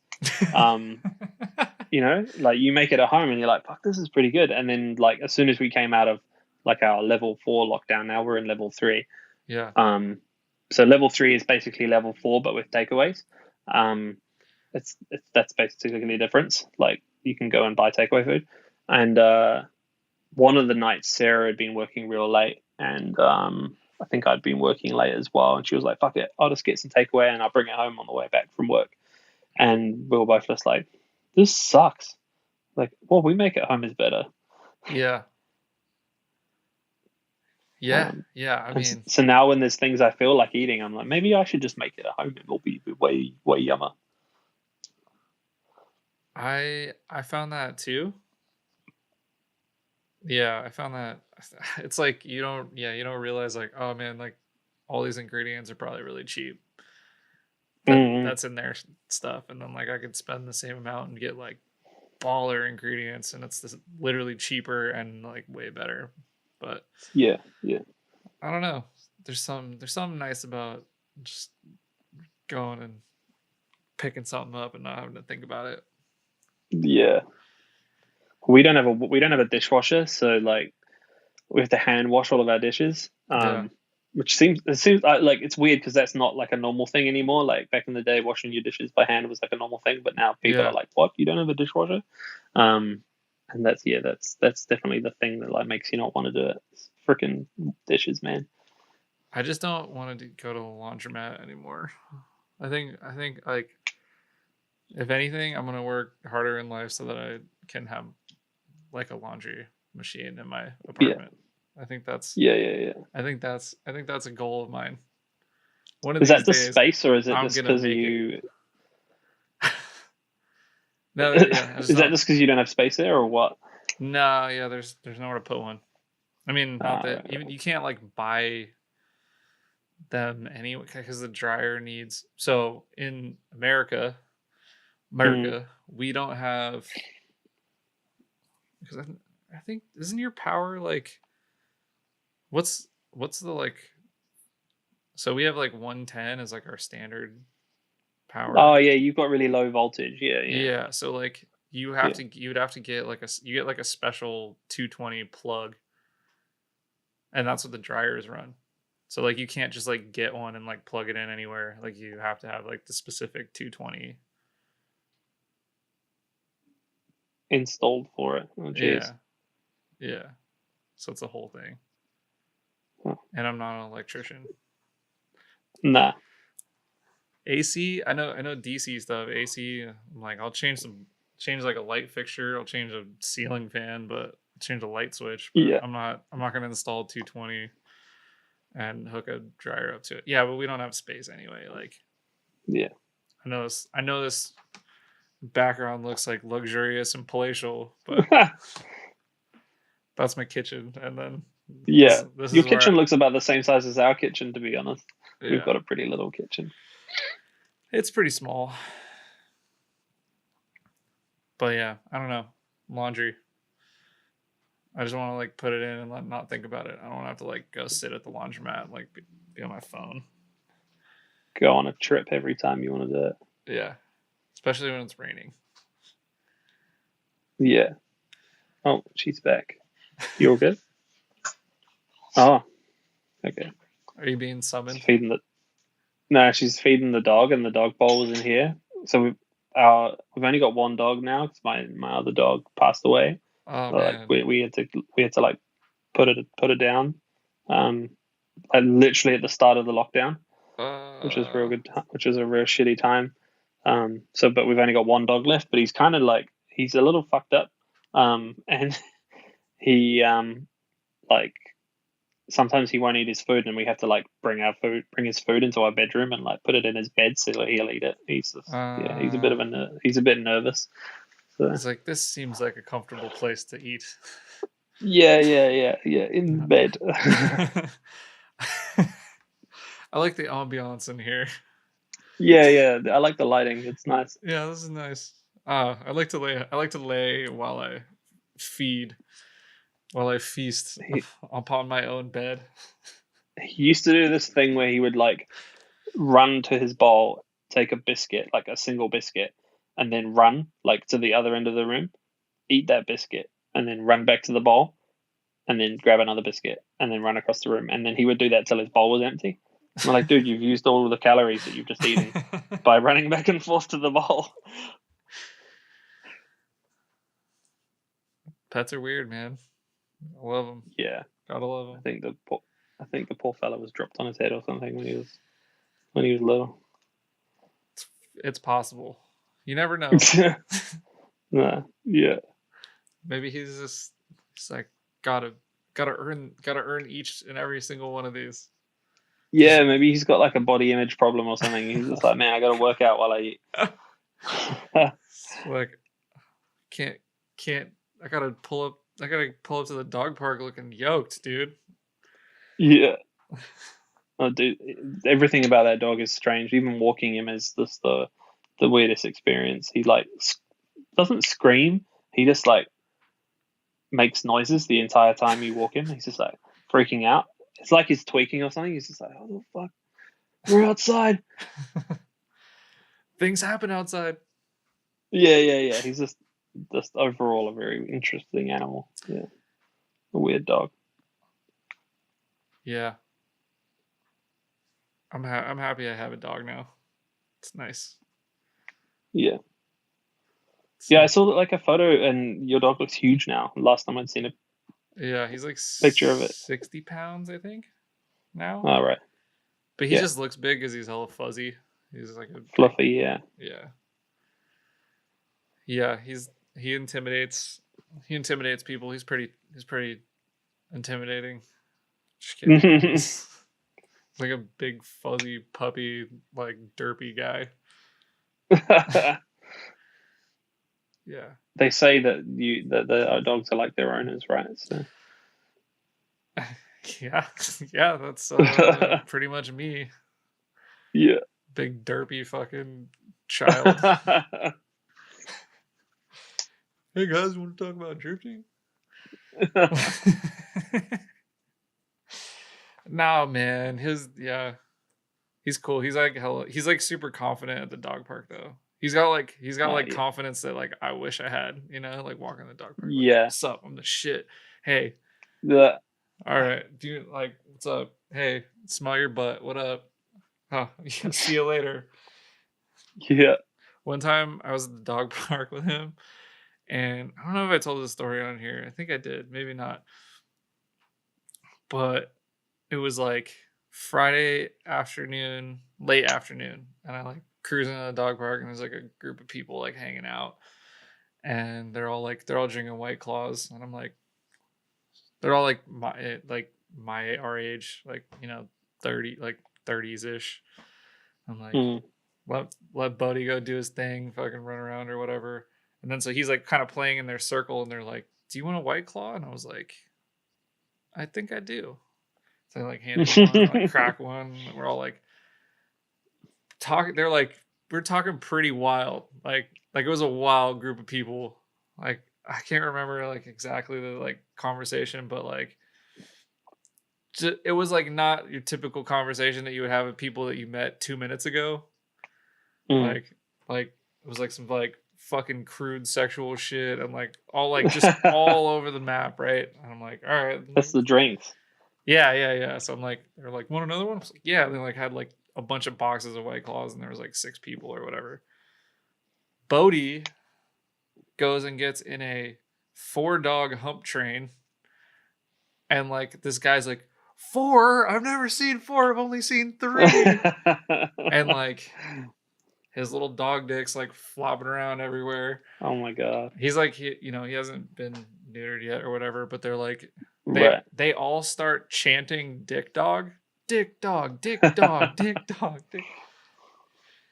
And so now every time I go to the dog park, my dog is dick dog to these The dick dog. because yeah.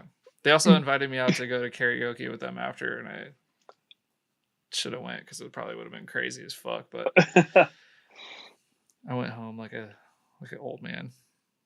Yeah. Plus, I got all these like drift friends. I don't need dog park friends. You know? Yeah, that's it. You like, you can't. You get to. I think I've got to that point in my life now where I'm like, sometimes you meet new people and you're like, I don't need another friend. I'm good. I've got enough people to say hello to.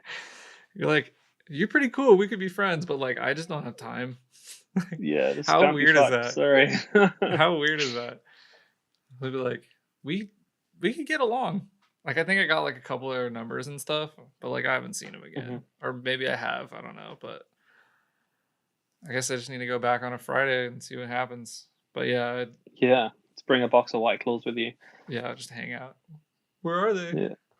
You guys want karaoke?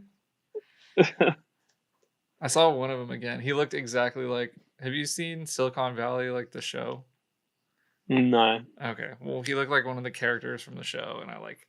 Right. Yeah, and then he was like talking about doing acid and like all kinds of stuff, which is like something that the character from the show would be talking about. It was. Sorry, this is the fucking. Where is the story going? I don't know, man. Nah, it's all good, man. It's all good. That's like, yeah, I don't know. That's all I had to talk about these days. Fucking go to the dog park and all the weird people that are there. Yeah, that's the thing. Yeah, yeah, that's like me and Sarah were talking about that earlier. We were just like, man, we've got like we don't do anything at the moment because all we do is go to work and come home and then do what we can at home and then go home again. So you like run out of all these interesting things that you would normally do. You're not doing it. Yeah, we're gonna have some like wild stories to tell our like grandchildren about. Like, what did you get up to in your 30s? Well, I did fucking nothing. It's gonna be like grandma talking about the depression. Like back in my day, I used to know how to start a lawnmower with like fucking cooking oil. Like I don't know, like some fucking crazy shit. Yeah, back in my day, I watched 4 seasons of this TV show on Netflix, all at once, which is probably accurate for a lot of people. It's like, Grandpa, that's terrible for you. It's like. That's like that grandpa that's like, I used to smoke 3 packs a day, like, and then like in the future you're gonna be like, I used to binge watch entire seasons of or entire seasons of shows in 2 days, and they're gonna be like, Grandpa, how are you still alive? Yeah.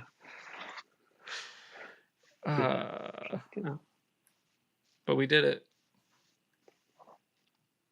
They're like, I recently finished watching that Squid Game that everybody's been raving on about. Was it good? Should I watch it?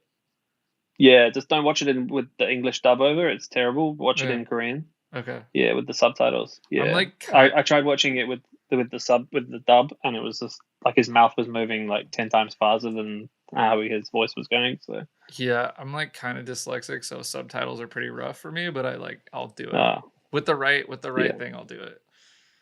Yeah, it's not as bad. A few people told me that they were like, "Oh my god, it was so horrific," and I didn't really find it that rough myself. Is it because you have like a dark heart? Have you been through some shit? You're just like, maybe things don't bother me.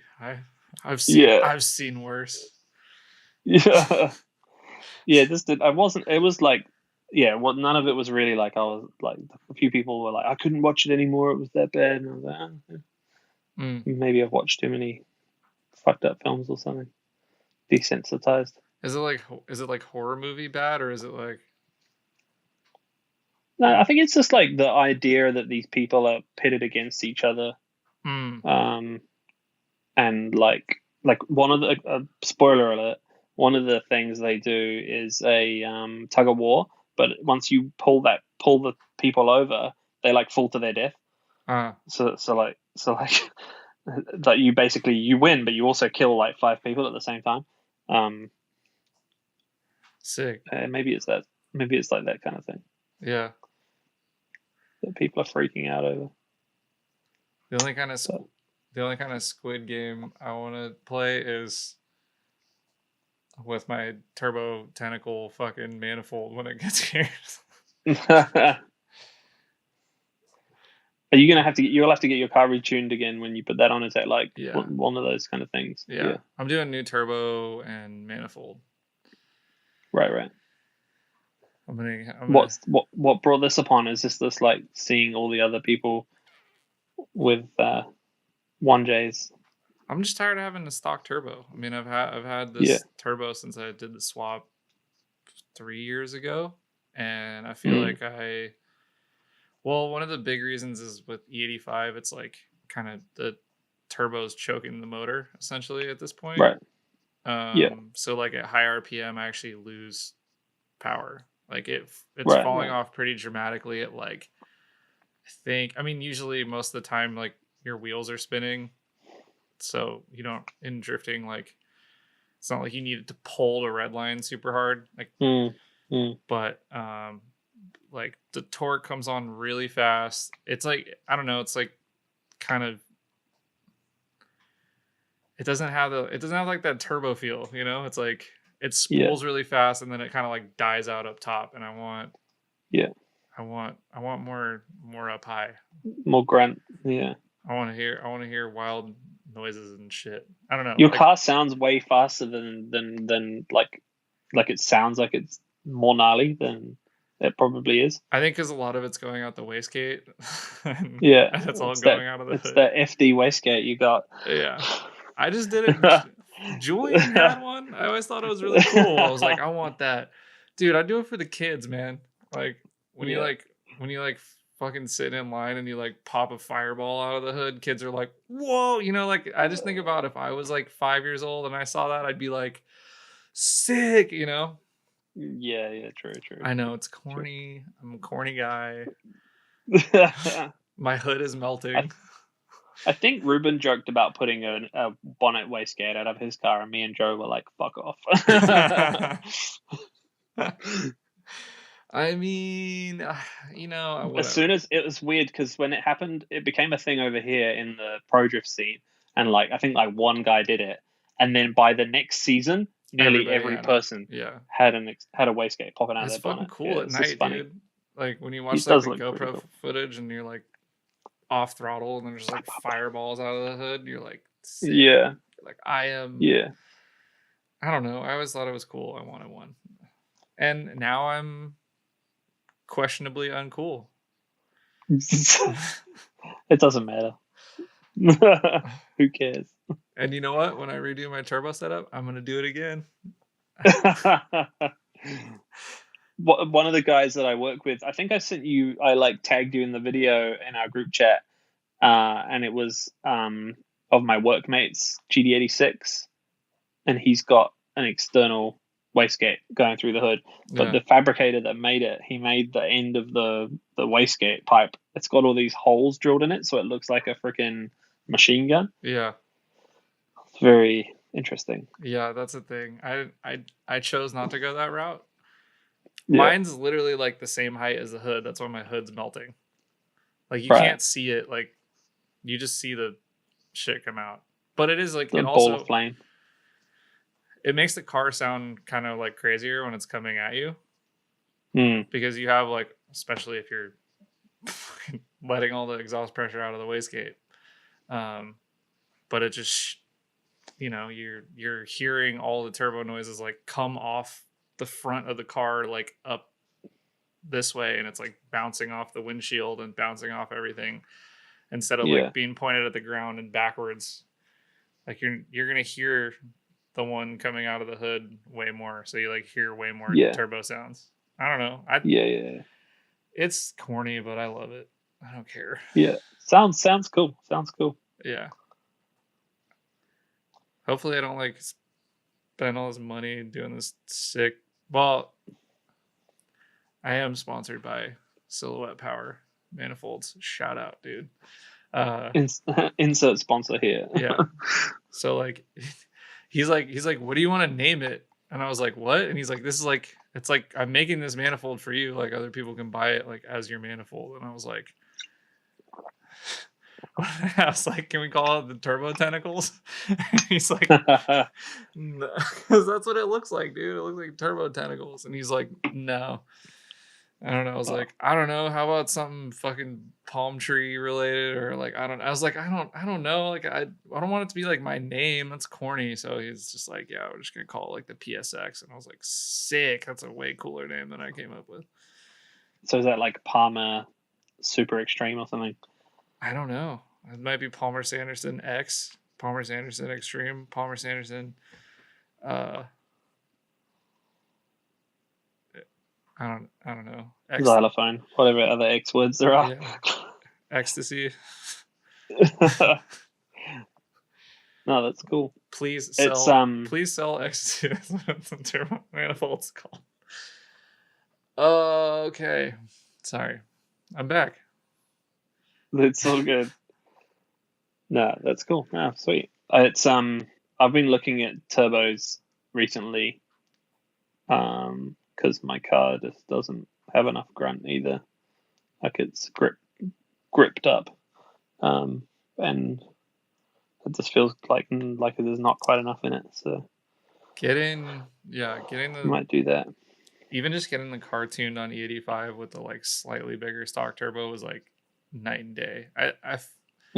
I feel like if you get very comfortable with your car at like a certain horsepower number and you do just like a increment, it's like it takes some getting used to for like an event, but then after that it's like, where was this my whole life? Like why didn't I? Yeah. I hope it. I would hope. Yeah, I hope that it would translate well, because like my car only makes like 200 kilowatt, 210 kilowatt. I think that's like 280 horsepower, something like that. Yeah, nothing crazy. Yeah, so I've had to like learn to push the car, I guess, with what it's got. Yeah, that's good though. Yeah. But you get to a point where you're like, I'd like a little more. Like I don't know. The rest of my team has always had faster or higher horsepower cars than me. And so now that I'm like getting into the same like horsepower range, I'm like, how come I didn't do this before? Like I would have been able to do things, but it's like I appreciate the time that I had the slower car and I was getting crashed into because I was leading and their cars are way faster. Because it like helps you carry momentum and like kind of once you get that bump up in horsepower, it's like, oh, I can do stuff way easier now. And yeah, that's what it seems like. That like Joe's car, I went for a ride with Joe for the first time in that car at Matsuri, and when I just as a passenger, I was just like, holy shit, I need this. Yeah, like this is how wild it was. Like he could be like, he could make a mistake and it wouldn't really matter as much. Like he could make like a bit of a fuck up and then just put his foot down and then the car would like cover up the mistake, I guess. Whereas if like I did that, I'd be like, okay, well I guess I'll just stop now and like try again when we come back around. Yeah. Plus it sounds amazing. Yeah. So, yeah, like, a nicely set up SR is fantastic, screaming. dude. Yeah, it's got to sound like it's about to explode. Like that's the perfect SR. The perfect sounding SR is the one that sounds like it's about to blow up. Yeah, it's like I'm barely hanging on, and you're like, oh yeah, this is it. We always used to say that about Grabo's car, about Graham's S13, because that always sounded like it was on the verge of exploding. Like it was always just that little bit extra, like But I know exactly what you're talking about. Yeah, just a little bit more exciting. So yeah, I want that. So. Sick! I'm excited. Should be fun. Let's get Yeah. let's get more horse ponies. It's yeah. We'll see. I wasn't supposed to really be working too much on my like spending money on my car because I'm trying to save for our wedding. Yeah, Um, that's a thing. like, but it's in May next year, so it's not really that long, and it's gonna work out to be a bit more expensive than we initially thought. I think So that's usually how it goes. I haven't gotten married, but yeah, I've heard stories where it's like, yeah, we're gonna spend like a couple grand, and then it's like, I yeah, I've heard some numbers that make me very yeah. very nervous. I'll just say I that. think we're at about 26, I think, so far. Yeah, I know. But that's some people I know have spent like 40. Yeah. So, Well, but you 40 can't. grand in New Zealand is like 10 cents in US dollars. So, because that dollar isn't worth shit compared to yours. Yes. Um, The mighty American dollar. yeah, Ah. yeah, yeah. uh, I don't know. I mean, it's not like I felt like I was rich when I went over there. I was like, all right, and food's like the same price, and New Zealand's quite expensive, I think, yeah, like in terms of like stuff. yeah, I think Um, so. it used to be cheap, but it just like when I moved here from the UK, the British pound converted to like $3. So at the time when I moved here, petrol was like $1 a liter, which in the Wow. UK would have only been like 30p or something. And 30p is like it's like a bag of sweets. It's like nothing. Yeah. So it seemed really cheap, but over the last like probably more than 10 years, New Zealand has like suddenly got quite expensive, like a lot more expensive. Yeah, I think we're going through like some pretty heavy inflation worldwide right now, and Mm. we should have all bought fucking Blitzo threes apparently because we would have fucking stonks, man. Oh man. I'm really sad that I sold any of my three-piece wheels at this point, like because now they're all like, Oh yeah. Well, those I had those VSXXs, yeah, and those I bought those brand new. So when I got them made, and they cost me they cost me $5,006.25. you still If I remember to this remember that, day, I yeah, still yeah because that number was because that was like the most expensive thing I'd ever bought, and yeah, so I still remember the amount. Um, and when I sold them, I think I sold them for like 4 grand, but I probably would have got my money back on them now yeah, because you can't buy chrome works anymore. They don't make chrome finish anymore. yeah. But oh well, it is what it is. Yep, we just gotta hold on to I think I everything we spent like have. half that money on going on holiday, and Really, then the other half I bought. Yeah. I think I spent half of it on going on holiday, and then the other half I like bought the wheels I've got on my car now. that So, sounds pretty great. That sounds like a good investment. yeah, I liked it. Yeah, Like got to do a bit of car stuff and then some fun stuff as well. you gotta sprinkle it out. You know, you gotta break up the drifting slash car expenses and sometimes do things that aren't to find to because then you come back and you're like, oh, I do enjoy this. Yeah. Yeah. Exactly. It's not like, oh, all I ever do is spend my money on this thing. Yeah, That's what I bought. Well, the reason why I hurt myself is because I bought a BMX bike, and that's like the first thing that I've bought myself, and like I can't remember that was of a reasonable like value yeah, that wasn't car or drift related. yeah. Um, and it was like real cool. I was like, fuck yeah, this is sick. I'm buying normal people things. I know that feeling. I'm like, fuck, what was it that I was like trying, yeah, this setting up this podcast. I'm like buying all this gear to do like in-person podcast stuff. And I'm Mm, like, I can't spend this much money on something that's not drifting. Like, I want to go drifting. I need drifting stuff. Like, what am I? yeah. But I mean, I think in the long run it'll be worth it. But yeah, you like, I haven't spent anything like that on not drifting in forever. Like I wouldn't, my TV. I've had the same TV since I was like. I've had the same TV that I got when I worked at Best Buy because it was like scratched and they sold it to me for $300 in like 2018. I still have the same TV. Right. You know what I mean? Like Yeah. we make some sacrifices, like to do this 3 years old isn't too bad for a telly, I guess, but no, 2008. Did I say 2008, 2018? not Yeah. yeah. Oh, 2008. 2018. All right, okay. I So was I is was it still 18, so it was 2008. Yeah. right? Yeah. So it's like So it's one of those TVs that's like thicker than this. It's like this thick. no, it's still flat screen. No, I got, don't worry. It's a plasma, dude. We don't have a heater in our apartment, so we use it to warm the apartment.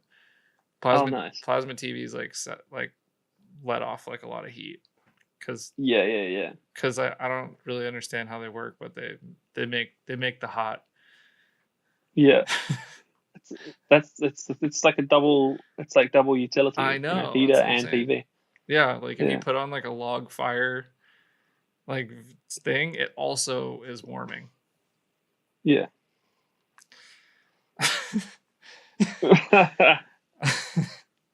All right, I think we've gone on enough stupid tangents on this, or at least I have. We're like 2.5 hours, man.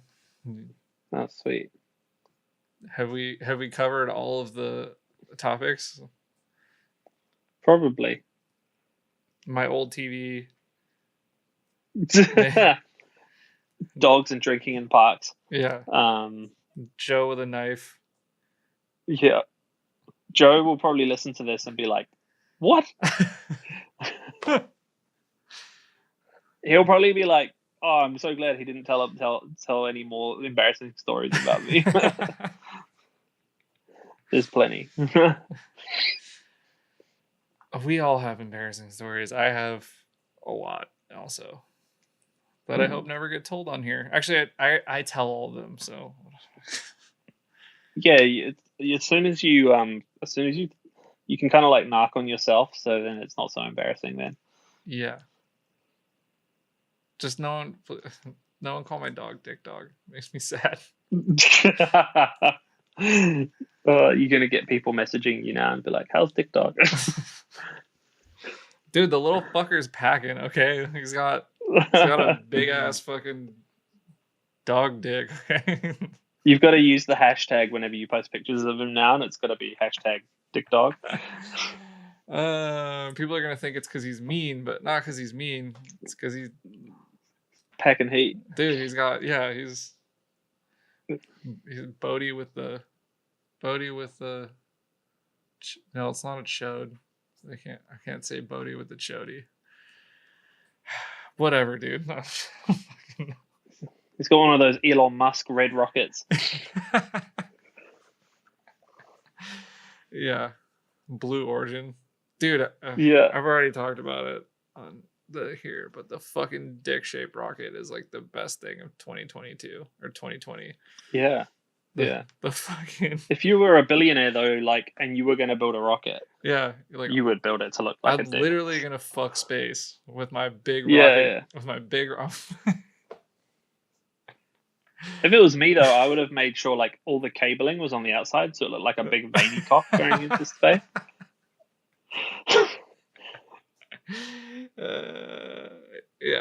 Yeah. Just maybe he couldn't get that past the board or something. Yeah, have like the fucking all the piping on the outside like fucking angling like instead of like straight up and and have them all be blue. Oh my god, dude. That's good. That's a good visual. Jeff Bezos is like, fuck space. Like if he posted the picture of that rocket and the caption was fuck space, I'd be like, all right, I'm cool. I'm cool with Bezos at this point, but he's weird still. So, but you win. Yeah, I don't know. Whatever, we're talking about him. He wins. Yeah, exactly.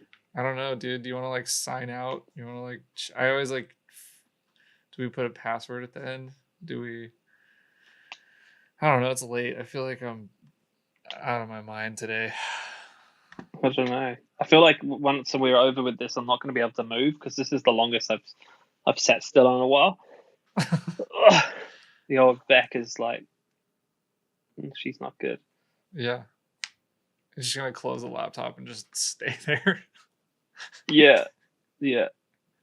That's pretty much it. The other day, I because I had to like Sarah made me go to A&E because I was in so much pain, Yeah. and What's A&E? accident and emergency. Oh, A&E here is like Yeah. it's like an old people television network. Oh, okay. Yeah. I was Well, I got a sore back and I'm old, so I guess that works.